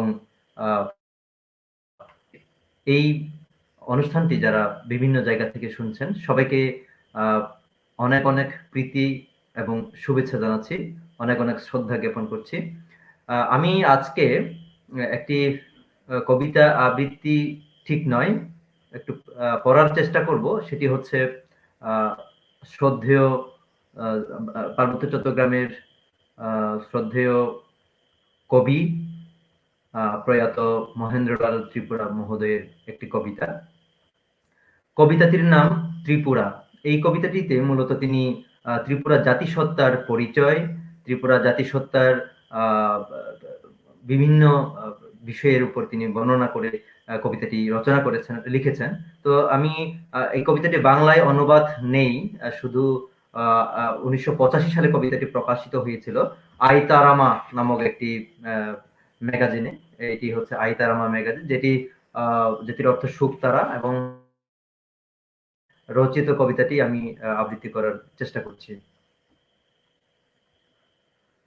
ত্রিপুরা বরণী ফাইকা সববা শিলাই, আঙ্গন শানতাবক যতখানা বাই, ব্রহ্মপুত্র শীতলক্ষা ধলেশ্বরী হীনই, তৈ সুখানি বপ্রাদায় রাজধানী তুই, ত্রিপুরাণী আদি রাজা প্রজারগ্ন লাগই, রাজা শাসন খাইই থাঙ্কা আনন্দ খাইই, তৈ প্রাগতঙ্গহীনই তিপারাহীনী হিঞ্জাকা, তিপারানি ত্রিপুরা মং পরে দায় অংখা, আগিনী ত্রিপুরা যত যার জ্ঞানী গুণী, আশোকহীনই সাগই পাইয়া বগ্নি ফারি মানি, মুসুই আথুই মন্ত্র শুবই, বয়সক খাইরক মান, বুড়া সানত গই ফাইই হলং ফিরুক মান, বীরক নাইথক নুখালাই যত মুয়ানের গই, লাগই সিও বীরক উদং উদং তগই, বলং হালং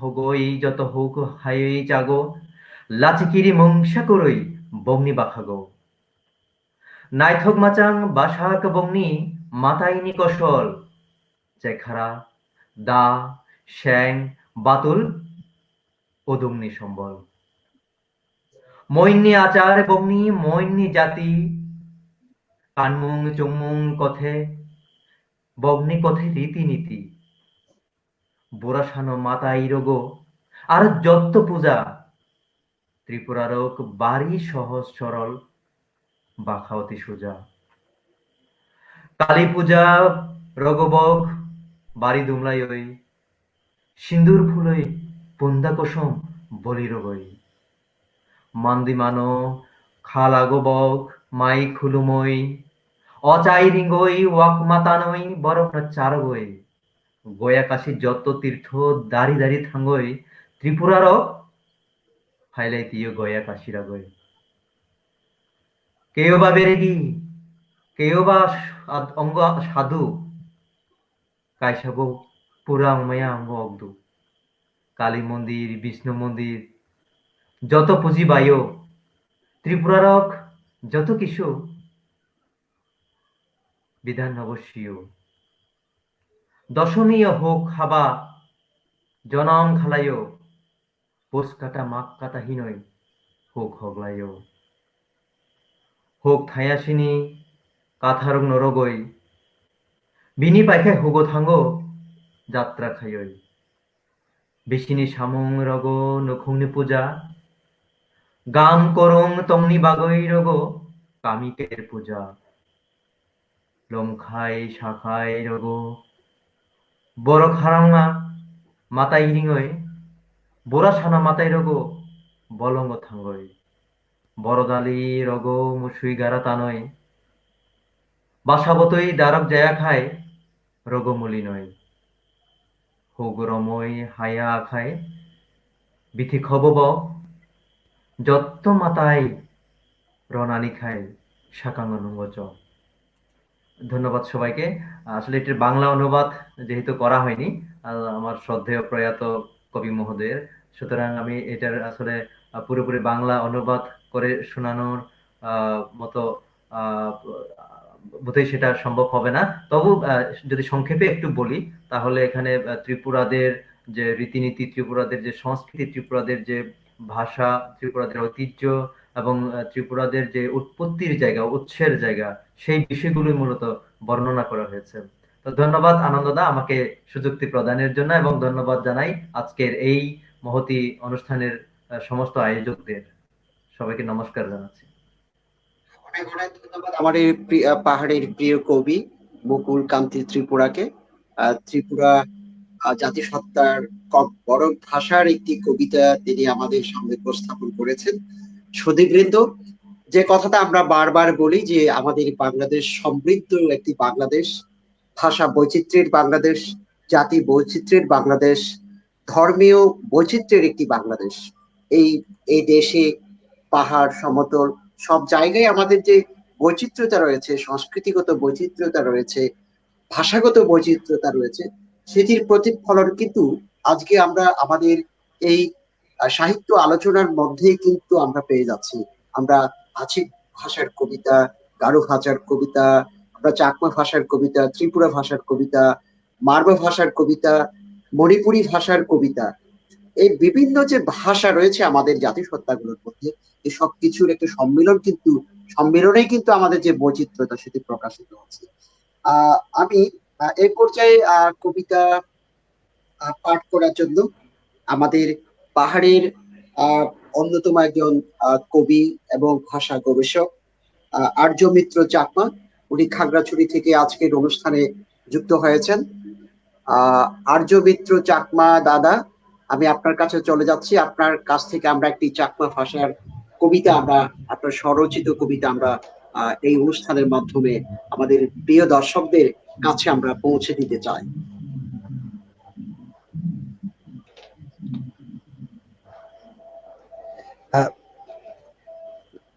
ধন্যবাদ আনন্দজ্যোতি চাকমাকে। এর সাথে আমি ধন্যবাদ জানাই যারা এরকম একটা গুরুত্বপূর্ণ এবং মহতি অনুষ্ঠান আয়োজন করেছেন। আমি আরো ধন্যবাদ জানাতে চাই প্রধান অতিথি সহ বিশেষ অতিথি, মান্যজন, গুণীজন যারা এতক্ষণ আমাদেরকে তাদের মূল্যবান বক্তব্য কথা আমাদেরকে শুনিয়েছেন। সেই সাথে যারা এই বার্ষিক অনুষ্ঠান এতক্ষণ যাবার মনোযোগ দিয়ে শুনতেছেন তাদেরকে আমি ধন্যবাদ জানাই এবং শুভেচ্ছা জানাই। আমি আমার একটি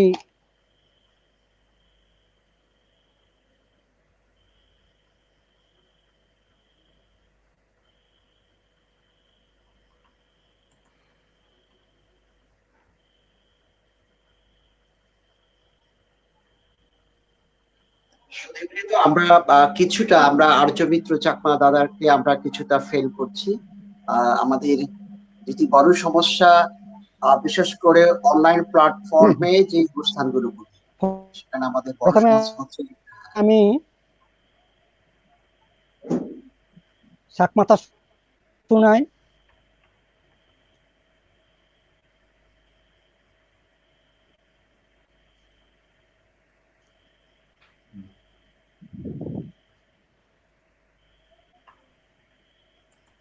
আবারও দেখা যাচ্ছে যে আর্যদার ওইদিকে সম্ভবত নেটওয়ার্কে অনেক সমস্যা দেখা দিয়েছে। তো আমরা একটু অপেক্ষা করতে পারি। সরি আনন্দদা, আপনি আরেকজনের কাছে যান, পরে ওনার নেট আচ্ছা, ঠিক হলে তাহলে আরেকবার আনবো। হ্যাঁ, আমরা সুধীবৃন্দ, আমরা আর্যদা যদি নেটওয়ার্কের মধ্যে চলে আসেন, আমরা ওনার কাছে যাব আবার। এই পর্যায়ে আমি একেবারেই চলে যাচ্ছি আমাদের একজন প্রিয় কবি নামব্রাম শঙ্কর।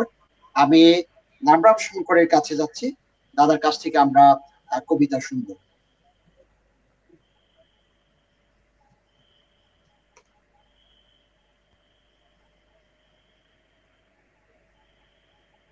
দাদা সাউন্ডটা আসছে না।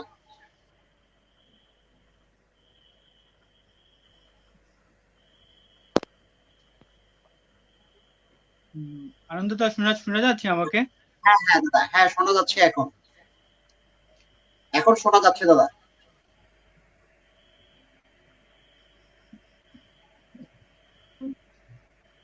বিদিরে লোর থামজাং দিন মাগানে ইত্তুক ইত্তুক আজার বন্দার সমারে বেগর শীত মন ফগ নজুরি করে শোক মেলে মেলে গড়ি ভাবিসান ইত্তুন বজান গম সাত গেদা মরণান হর্ম দুজি হিয়াল এজান জনম লনান অজিরেন দুন্দুক উদে ফরে বেসুনযুক্তে ফেরা দিনুনি মুজুং আকশন জিংহানির থাল সুর গত ওলজলন অজাবিন মনে ম ওই ভাবে মন মনসগত বনা বনা মেঘসান বাজি উদি অগন্দি সরনাল বন হেই বজ্জেই গঙারেই রুদো সিমরান থরেবার সান সেনগরি মুড়ি মনমরি সবনারে অগন্দি বন্দার সুগোফানিয়ে মুজুং আন্দার সেতে দেবা বাঙি ফরে বাহার বজর লাক্ষ গাবুর দক অনুবারো মাছ আন্দোলে আন্দোলে থুম্বুরু হারার চিন্নে মাত্তল ওলজলো সাগালা মোয়াল মন মুরো হুয়াঙ সেরে সেরে উত্তে লাল্লাঙে বামত অদানা আরানা মনদুগর অমাজিত বা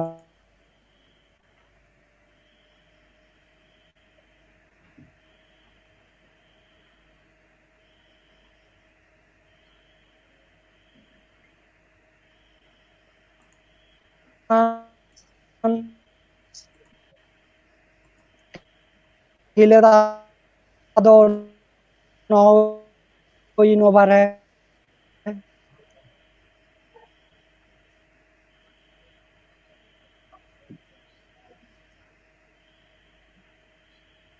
প্রিয় দর্শক, আমরা খুব নেটওয়ার্কের সমস্যার মধ্যে দিয়ে যাচ্ছিলাম।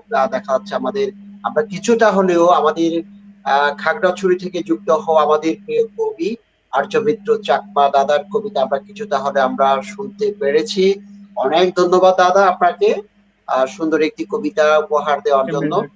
আমি এ পর্যায়ে আবারও চলে যাচ্ছি আমাদের নামব্রাম শঙ্কর দাদার কাছে।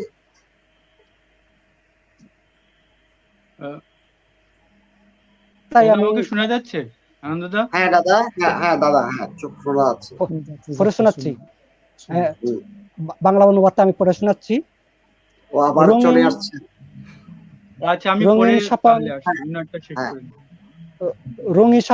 রঙিন স্বপ্ন বেশি উঠে অবিরত হৃদয় জলে মনে দাবানল সমাধাহীন প্রশ্নের মুখোমুখি হই বুকের মাঝে পুরো মনে রাবের ভাব গথে শুধু দুই কানে বেজে যায় হৃদয় স্পর্শী পাহাড়গুলোর আত্মনাদ বিধবার মতো মলিন ব্রাক্রান্ত লাগে চারিদিকে দখলকারী বুদ্ধের জাকজমক বসুটি দগ্ধ হৃদয়ে শান্তি আসে না দীর্ঘ শয্যাশায়ী রোগীর হয় না কোনো আরোগ্যের ব্যবস্থা নিজের হৃদয়ে প্রশান্তি দিতে পারে না অপরের বুকে প্রশান্তি আনা দুরূহ বাইরে সুস্থ অন্তরে রক্তের ঝর্ণা বহমান প্রতিদিন তিল তিল করে সহস্র মানুষের সাথে সকলের হৃদয় মন হৃদয়ের বিচ্যুতি গতে ফেল ফেল করতে সবাই ভাবে এর চেয়ে সপ্তবার মরা অনেক উত্তম। কর্মদোষে কি এই অবস্থা, এইভাবে জন্ম নেওয়া? অবিরত মনের ক্লেশ এসে পড়ে, অস্বস্তিকর দিনগুলো সামনে এসে দাঁড়ায়, জীবনের সুর ছন্দ এলোমেলো হয়, দুরন্ত মন স্থবির হয়ে ভাবে, মানস পথে রাশি রাশি মেঘের মতো বেসে বেড়ায়। অসংখ্য স্রোতশ্রেণী স্থবির হয়ে লুপ্ত হয়ে গুটি হারিয়ে শক্ত প্রাণ থেকে বাঁচাতে চায়। সেভাবে মৃত মনে শ্রবণ হারিয়ে অসংখ্য মানুষের অস্ত্র নিলে সম্মুখ অন্ধকার, এজন্য কার বা আকাশ ভেঙে পড়ে। আড়ালে আড়ালে তন্ত্রমন্ত্রের খেলার সমাপ্তি নেই। এতে মাঠাল এলোমেলো এলাকা, মহাল পাহাড় পর্বতের কন্দ্রে কন্দ্রে শ্রীহীন এলাকায় পরাজয় হারানো মনোবেদনায় প্রশান্ত প্রতিযোগিতা। দিন প্রহরে ঘরের দরজায় সন্নিকটে শক্তবোধ শক্তিশালী বোধের শিহরণ লাগানো দাপাটাপি, বুকের অন্তদহন থেকে বেড়ে নীরবে মাটির দেলা ভেঙে পড়ে। বিতুমন্তা সাহসী না হয়ে পারে না, নিস্তব্ধতার মাঝে সরব হয়ে ওঠে অস্তমিত সূর্যের মাঝে জিজি পোকার একটানা চুর। গহীন বনের মৃদুমন্দ বাতাসে চেতনা ফিরে আসে, ভগ্ন সারাঙ্গার তারগুলো জোটবদ্ধ হয়ে রণের সুর তুলে ধরে। দুর্বল মানে আশার সংসার হয়, বাগরুদ্ধ দিশাহীন বাধার অবসান হয়ে শক্ত প্রাণে প্রাণ শক্তি জেগে ওঠে। পশ্চিম পাহাড়ে অস্তিমিত সূর্যের রক্তিম আভা গোপনে ইঙ্গিত দেয়, সাহস যোগায়। দীর্ঘ রাত একটু একটু করে খেতে সুখায়ন আসে, তীব্র অস্বস্তিকর অবস্থায় মৌসুমে সামনে রঙিন স্বপ্ন ভেসে ওঠে। আমার কবিতা এখানে শেষ, আমি চেষ্টা করছি। ধন্যবাদ সবাইকে, ধন্যবাদ সবাইকে।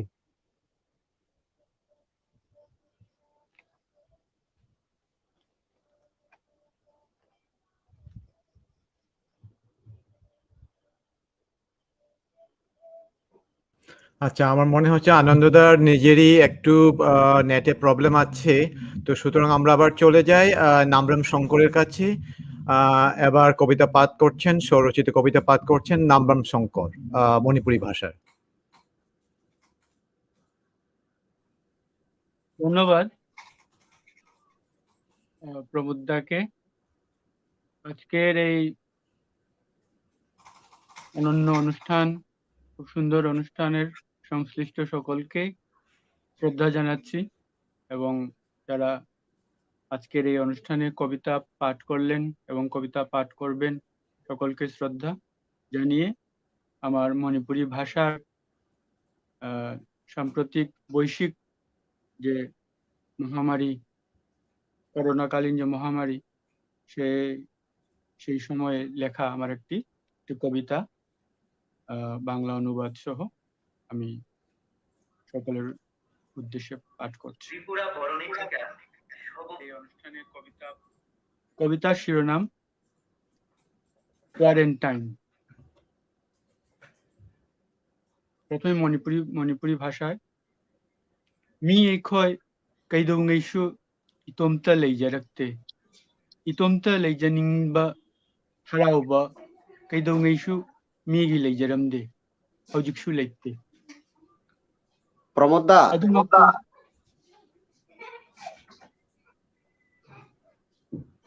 ꯑꯗꯨꯃꯛꯄꯨ ꯃꯇꯝ ꯃꯇꯝꯗ ꯃꯤꯁꯨ ꯃꯇꯣꯝ ꯂꯩ, ꯇꯣꯉꯥꯟꯅ ꯆꯤꯛꯅ꯫ ꯀꯅꯥꯒꯨꯝꯕꯅ ꯅꯨꯡꯁꯤꯕꯒꯤ ꯆꯥꯎꯊꯣꯛ ꯋꯥꯔꯧ ꯆꯥꯎꯕꯒꯤ, ꯀꯅꯥꯒꯨꯝꯕꯅ ꯀꯥꯟꯅꯗ꯭ꯔꯕ ꯃꯁꯥꯒꯤꯇ ꯑꯣꯏꯖꯕ ꯊꯤꯗꯅ নদুদুরি হতে নয় সাউন্ড ইয়ানদংগুলিনি ꯃꯝꯈ꯭ꯔꯕ ꯀꯣꯔꯣꯅꯥꯒꯤ ꯃꯇꯝꯁꯤꯗ ꯇꯉꯥꯏ ꯐꯗꯅ ꯑꯩꯈꯣꯏ ꯏꯇꯣꯝꯇ ꯀ꯭ꯋꯥꯔꯦꯟꯇꯥꯏꯟꯗꯅꯤ꯫ ꯏꯁꯥꯒꯤꯗꯃꯛ ꯂꯩꯃꯤꯟꯅꯔꯤꯕꯁꯤꯡꯒꯤ ꯃꯌꯥꯝꯒꯤꯗꯃꯛ ꯃꯌꯥꯝ ꯄꯨꯝꯅꯃꯛꯇꯒꯤ ꯇꯣꯉꯥꯟꯅ ꯃꯥꯛꯁ ꯎꯞꯄꯗꯨꯅ ꯁꯥꯊꯤꯅ ꯑꯋꯥꯕꯅꯤ ꯇꯣꯝ ꯂꯩꯕ ꯋꯥꯈ꯭ꯔꯕꯅꯤ ꯑꯩꯈꯣꯏ ꯃꯤꯅꯤ ꯃꯤ ꯑꯩꯈꯣꯏ ꯀꯩꯗꯧꯉꯩꯁꯨ ꯏꯇꯣꯝꯇ ꯂꯩꯖꯔꯛꯇꯦ ꯑꯩꯈꯣꯏ ꯏꯇꯣꯝꯇ ꯂꯩꯖꯕ ꯉꯝꯂꯣꯏ ꯑꯩꯈꯣꯏꯒꯤ ꯒ꯭ꯔꯍꯁꯤꯗꯒꯤ ꯒ꯭ꯔꯍꯟꯒꯤ ꯃꯇꯝꯁꯦ ꯁꯣꯏꯗꯅ ꯃꯥꯡꯈꯤꯗꯣꯔꯤꯕꯅꯤ ꯃꯥꯂꯦꯝꯁꯤꯗ ꯑꯃꯨꯛꯀ ꯑꯩꯈꯣই ꯑꯃꯠꯇ ꯑꯣꯏꯅ পুণ্য লেমিঙাদরবনি এখন আমি এই কবিতাটির বাংলা অনুবাদ করে শোনাচ্ছি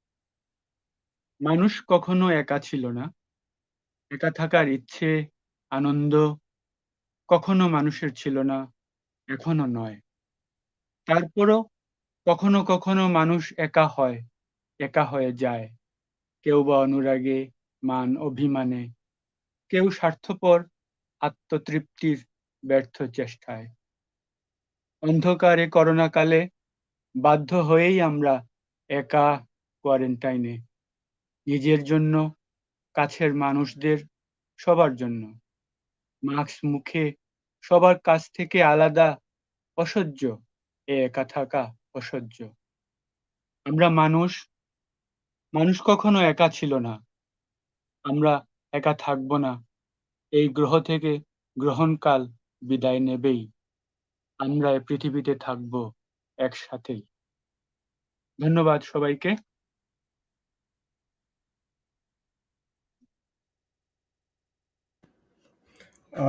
এখনো আমি আনন্দদার প্রবলেমটা পাচ্ছি এরপর আমরা হয়তো যাব আমাদের মধ্যে আছেন জলিমং মার্মা আমি ঠিক এখান থেকে আমি ঠিক দেখতে পাচ্ছি না ক্লিয়ার কারণ আমি একটু ব্যাক স্টেজে আছি ওনাকে অনুরোধ করছি আপনি যদি শুনে থাকেন আপনার কবিতা পাঠ করার জন্য ধন্যবাদ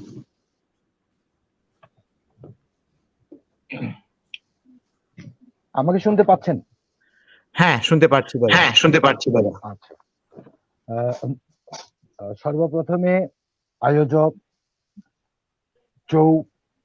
প্রতিষ্ঠান অর্থাৎ 4টা প্রতিষ্ঠানকে শুভেচ্ছা জানাই অভিনন্দন জানাই এবং আজকের আলোচনা সভায় প্রধান অতিথি থেকে শুরু করে সভাপতি পর্যন্ত সকলকে আমার ব্যক্তিগত পক্ষ থেকে অভিনন্দন জানাতে চাই কথা বাড়াবার সুযোগ বোধহয় নেই অনেকে বাকি আছে সময় অনেক গড়িয়েছে তো আমি আমার লেখা 93 সালে 8 ফেব্রুয়ারিতে লেখা 1993 সালে লেখা সেটা আমি আবৃত্তি ঠিক করব না পাঠ করছি মারমা ভাষায় কবিতাটার শিরোনাম নারো নেপ্রি অর্থাৎ বাংলায় আমাদের স্বর্গ ওয়ে ছুইচে না ফ্রু মিয়া মিহি সা মিহি জাগলে এলা অচঞ্জা নারো নেপ্রি চেরেমা অগুচা রারো মরাগে তংরোচা নুনু মরাগে এঙ্গেকা নারো নেপ্রি চেরেমা অকা ক্রেম্বো আথাকা খা ওই ফম নয় পুখি খা 냐치 퐁게 গং খামরা নারো নেপ্রি চেরেমা পছলে মিহি ওইরালে মিহি ওই মমপা ছাও খিংখা মোলা ফোগো ক্রায়ং তুইরে নারো নেপ্রি চেরেমা খমাওলে মিহি মাকলালে মিহি আলোলে মারা মো খিংখা মোলা বুইতে জিথাগো সারো মারা নারো নেপ্রি চেরেমা এটা হচ্ছে আমাদের বাংলা ভাষায় লিখিত ছোট একটা কবিতা এটা বাংলা ভাষায় ভাবানুবাদ আমি এখন পড়ে শোনাচ্ছি আমাদের স্বর্গ ওরে বন্ধু চেনা ফ্রু বউও নাই পোলাও নাই কিসের জন্য এত চিন্তা আমাদের স্বর্গ পান্থশালায় দিনে এনে দিনে খায় কাজ না পেলে খুঁজে খাই, কিছুই না পেলে উপোস হায় আমাদের স্বর্গ পান্থশালায়। তলে ছাড় পোকা উপরে মশা, গরমকালে ঘুমাবো কোথায়? চোখ মেললেই দেখি আকাশ আমাদের স্বর্গ পান্থশালায়। কম্বলও নেই বিছানাও নাই, শীতকালে ঘুমো যে ধায়। ফুটবে কখন ভোরের আলো আমাদের স্বর্গ পান্থশালায়। জিওর ও নাই, মাথালো নাই, কাজের আকাল এই বর্ষায়। পাই না খুঁজে এক রত্তি আফিম আমাদের স্বর্গ পান্থশালায়, আমাদের স্বর্গ পান্থশালায়। ধন্যবাদ।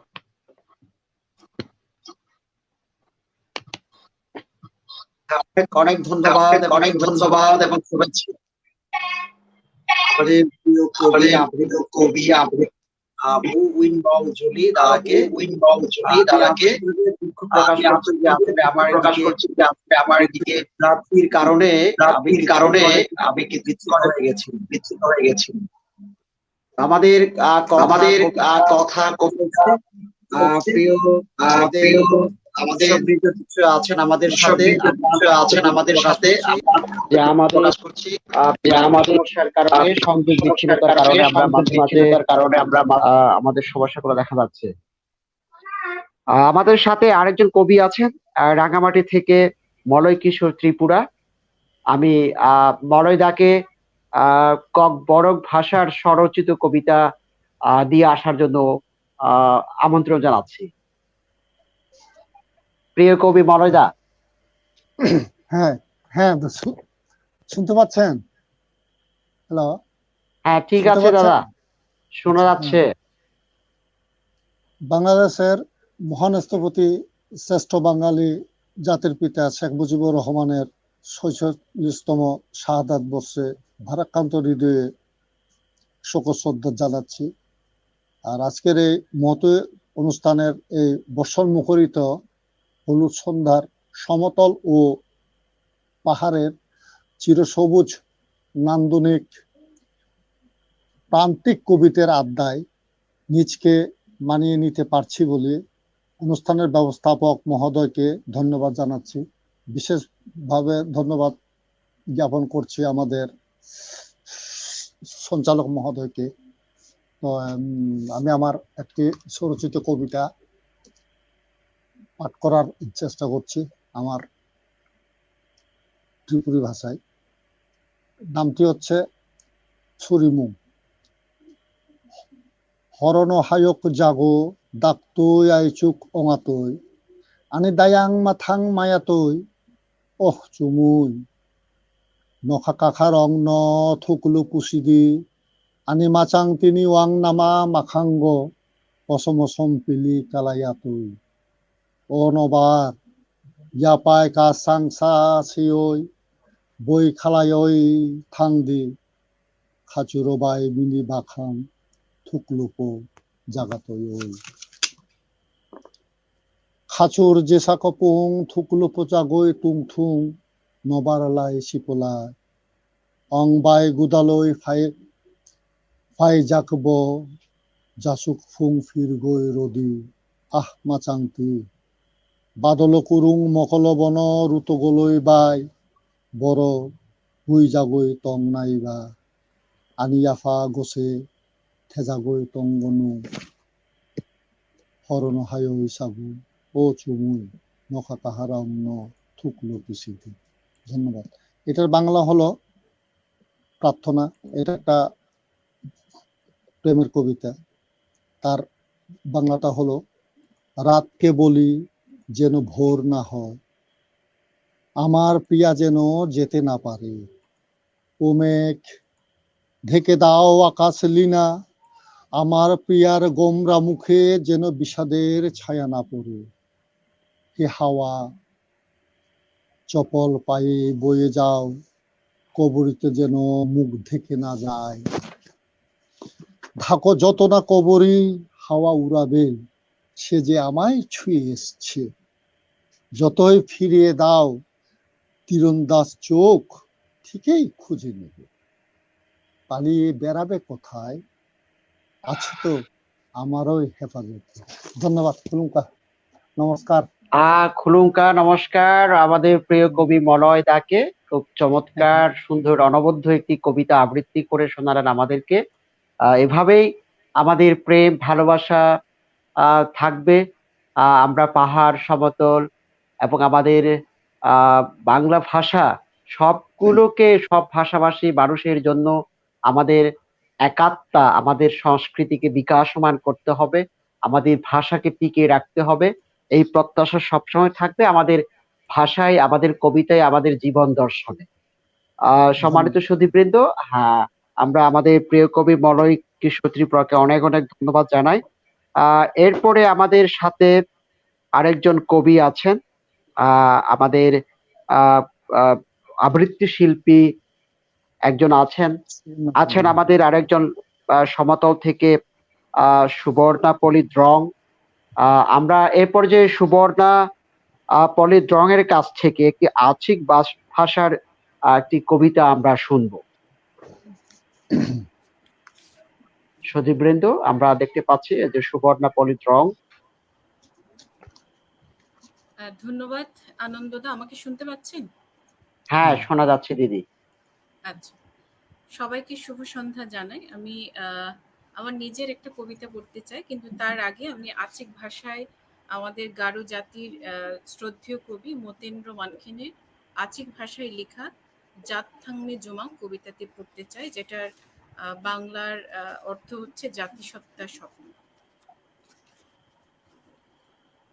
জাত থাংমে জোমাং আনচিংনি খাসায় থমথমে দঙা চানি বিদিংরাং দিংথাং ফিলেংজং dakbewal dakmeseka mamanthi cholrang dingthang filengjo unan gisiko thariye rakhina nangen khasara namni gakho duk mikchi aro chonni gakho ribage gale khurang bibal aro gitrangkho nammen rakhina nangen jat thangni jomangkho anchingni biab damo namgija asil rang marang somoyo anching nammen duk matbiaha nithua barikho bringni mongmarang garibika gimai khata khuchol shan ong anirang nikjengjengo nikmana rasotta soota rimma thako ia bobil meeting somoyo anchingba rakna nangen jomang nikna nangen mikhang chini pringgitalkho namma silla aro bibikho anching rakhina nangen মিলগ্রেককে রাখিনা নাঙ্গেন মান্দিরাঙ্গি বাগানখো। ধন্যবাদ। এটা কবি মতেন্দ্র মানখিনের কবিতা আমি পাঠ করলাম। এবার বাংলায় আমি নিজের একটি কবিতা পাঠ করতে চাই।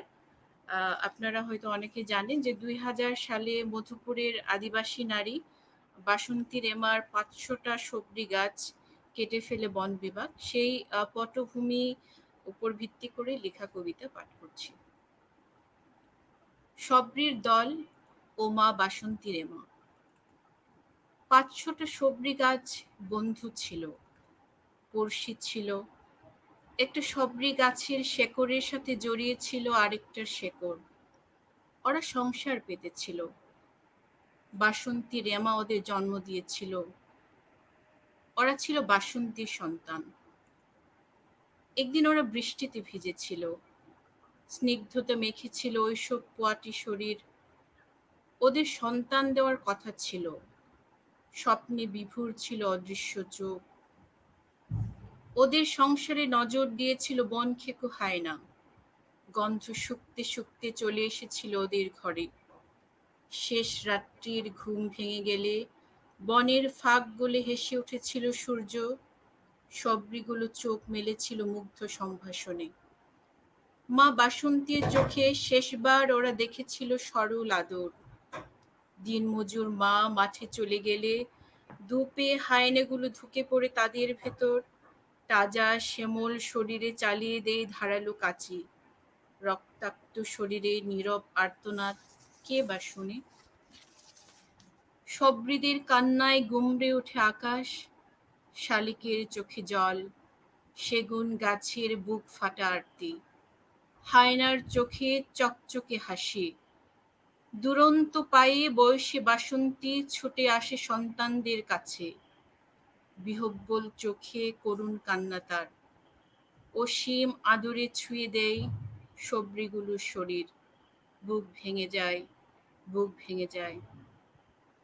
অনন্ত যাত্রায় শেষবার চোখ মেলে তাকায় সবরির দল, ঠিক কোনো একদিন মাটি ফুঁড়ে জন্মাবার শপথ যেন চোখে মুখে, সেদিন হাত বাড়িয়ে আঁকড়ে ধরবে দুপে হায়নার পা, হায়নাগুলো পালাবার পথ খুঁজে পাবে না আর। ধন্যবাদ। অনেক ধন্যবাদ। অনেক সুন্দর একটি কবিতা সুবর্ণা পলিত রং এর কাছ থেকে আমরা শুনতে পেলাম। সুধীবৃন্দ, আমরা জানি যে আমাদের যুগে যুগে আমাদের এই বাসন্তী রেমারা জন্মগ্রহণ করে, বাসন্তী রেমাদের আত্মত্যাগের বিনিময়ে আমরা আমাদের আদিবাসী জাতিসত্তার আমরা অস্তিত্বের জন্য লড়াই করি। আমরা উচ্ছেদ হই, আবার আমরা স্বপ্ন দেখি নতুন ভাবে জেগে ওঠার, নতুন ভাবে স্বপ্ন গড়ার, নতুন ভাবে অস্তিত্ব রক্ষার জন্য আমরা সংগঠিত হই। বাসন্তী রেমার প্রতি অগাধ শ্রদ্ধা এবং শুভেচ্ছা।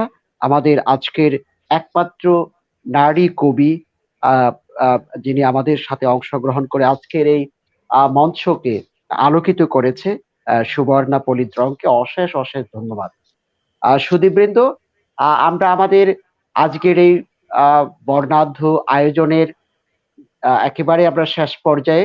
আমাদের সাথে আমাদের পাহাড়ি আদিবাসী জাতিসত্তার একজন অত্যন্ত প্রতিশ্রুতিশীল একজন আবৃত্তিকার নিকোলাই ওয়াংজা দাদা আজকে আমাদের অনেক সময় উনি আমাদের সাথে যুক্ত হয়ে অনেকক্ষণ ধরে আমাদের সাথে আছেন।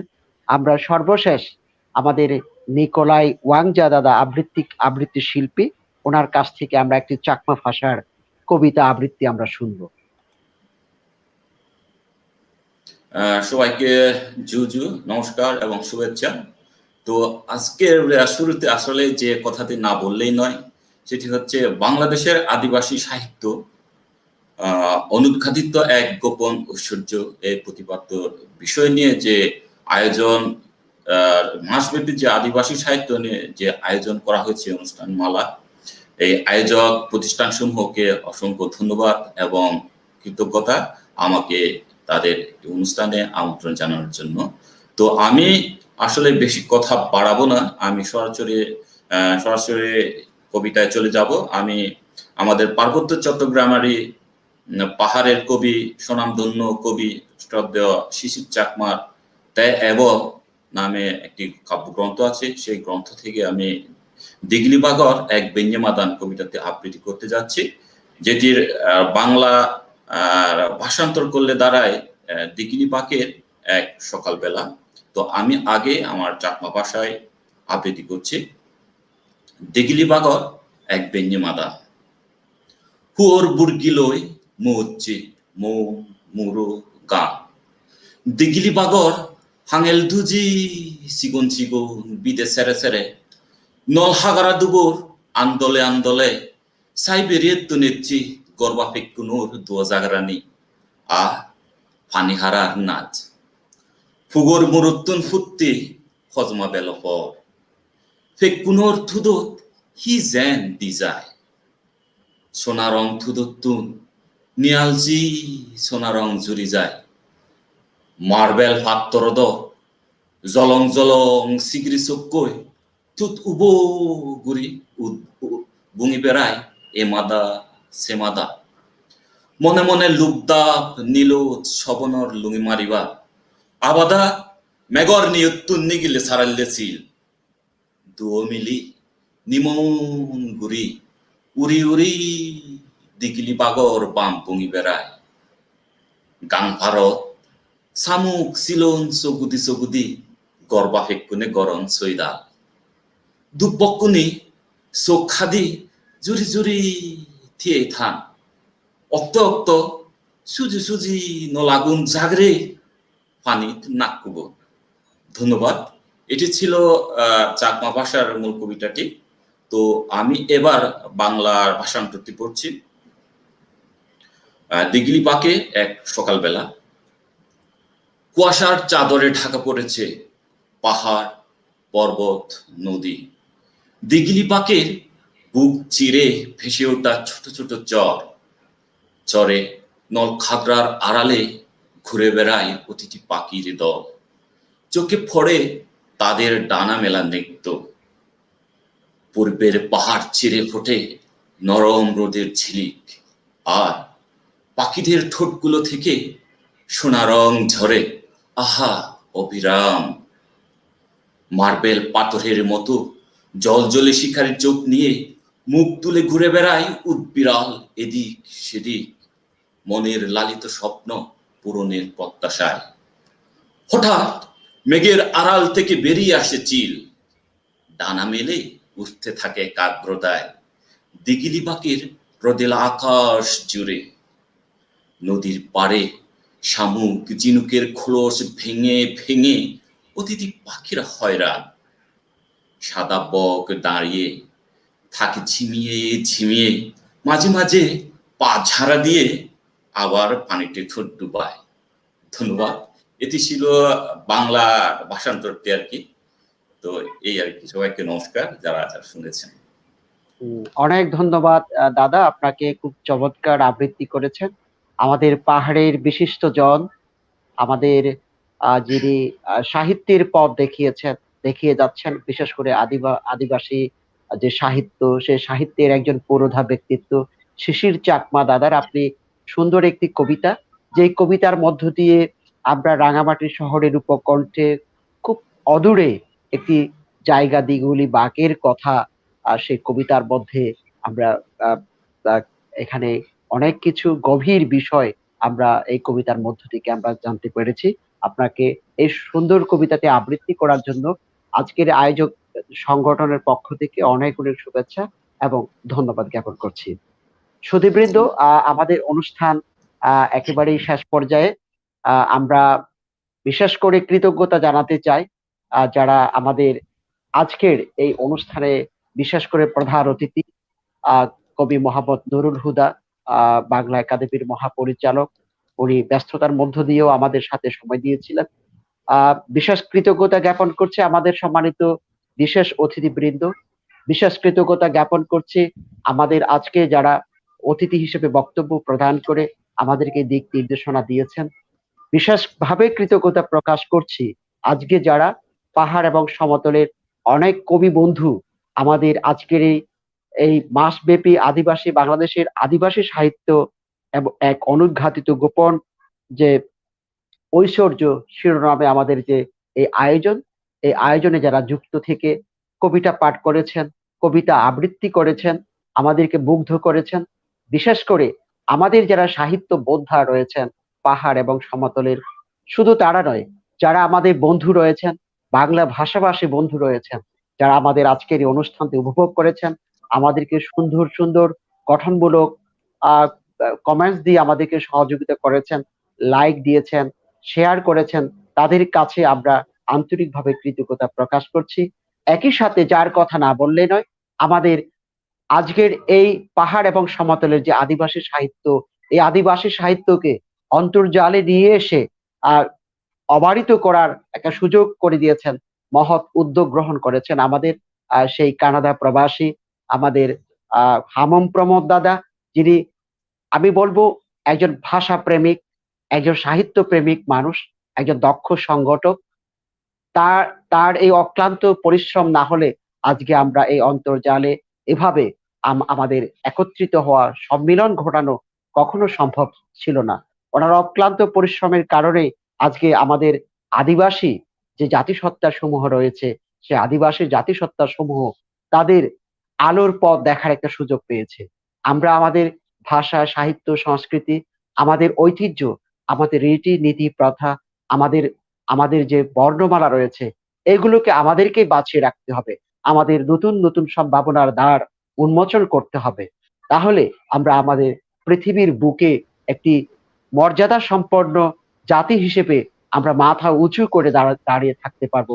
আমাদের আত্মপরিচয় এবং আমাদের আত্মপরিচিতি আমরা বিশ্বের মানচিত্রে আমরা স্থায়ীভাবে জায়গা করে নিতে পারবো। শুধু দর্শকবৃন্দ, এতক্ষণ ধরে কষ্ট করে আমাদের এই অনুষ্ঠানের সাথে যুক্ত থাকার জন্য আবারও আপনাদেরকে অনেক অনেক ধন্যবাদ এবং কৃতজ্ঞতা জ্ঞাপন করছি। একই সাথে আমরা এই মাস ব্যাপী যে বাংলাদেশের আদিবাসীদের সাহিত্য নিয়ে আমরা যে আলোচনা শুরু করেছি, সেই আলোচনায় আমরা বিভিন্ন পর্বে আমরা আসব। আপনারা আমাদের সাথে থাকবেন, আমাদের সাথে যুক্ত থেকে আপনাদের মূল্যবান মতামত ব্যক্ত করবেন, সেই প্রত্যাশা রাখছি। একই সাথে আমাদের আজকের সম্মানিত সভাপতি আছেন কিনা, সংযুক্ত আছেন কিনা আমি জানি না, প্রমোদ দা। না, উনি নেই, উনার নেটের সমস্যা, তো উনি চলে গেছেন। আপনি বলেন। আচ্ছা আচ্ছা। আর একটা চমক আমি যেটা বলতে চাচ্ছিলাম, যে আমাদের একটা চমক হচ্ছে নিউ ইয়র্কে আমাদের মণিপুরি এক পরিবার বা উনি নৃত্য চর্চা করতেন, তো উনি একটা ভিডিও পাঠিয়েছেন সবার জন্য, যে নিউ ইয়র্কে থেকেও যে বা আমাদের এই আমেরিকা বা কানাডা বা অস্ট্রেলিয়া সব জায়গায় থেকেও যে আমাদের নিজেদের সংস্কৃতি এবং নিজেদের ভাষা সাহিত্য চর্চা করা যায়, ওইটা সবাইকে অনুপ্রেরণা দিবে বলে আমি আশা করি। ওটা আমি একদম লাস্টে আমি ওটা পরিবেশন করব। ধন্যবাদ। আনন্দদা চালিয়ে যান। হ্যাঁ দাদা, ঠিক আছে। যে কথাটি বলছে সম্মানিত সুধী দর্শক, আমরা স্বপ্ন দেখতে চাই, আমরা স্বপ্ন বুনতে চাই, আমরা আমাদের অস্তিত্ব, আমাদের আত্মপরিচয় আমরা তুলে ধরতে চাই। সেই জায়গায় দাঁড়িয়ে আমাদেরকে একসাথে একযোগে আমাদের কাজ করে যেতে হবে। পাহাড় এবং সমতল যেখানেই থাকি না কেন, আমাদের একাত্মা হয়ে আমাদের কাজ করতে হবে, পরিশ্রম করতে হবে আমাদের স্বপ্ন পূরণের জন্য। আমি এই কথাগুলো বলে আগামী দিনে যে আমাদের আয়োজন রয়েছে ধারাবাহিকভাবে, সেই আয়োজনে আপনাদের পাবো। এখন আপনারা দেখুন তাহলে আমাদের একটি সুন্দর চমৎকার একটি নৃত্য, এই নৃত্য পরিবেশনের মধ্য দিয়ে আমাদের অনুষ্ঠানের সমাপ্তি টানছে আজকের মতো। শুভরাত্রি। শুভরাত্রি সবাইকে, নমস্কার। শুভরাত্রি সবাইকে। শুভ না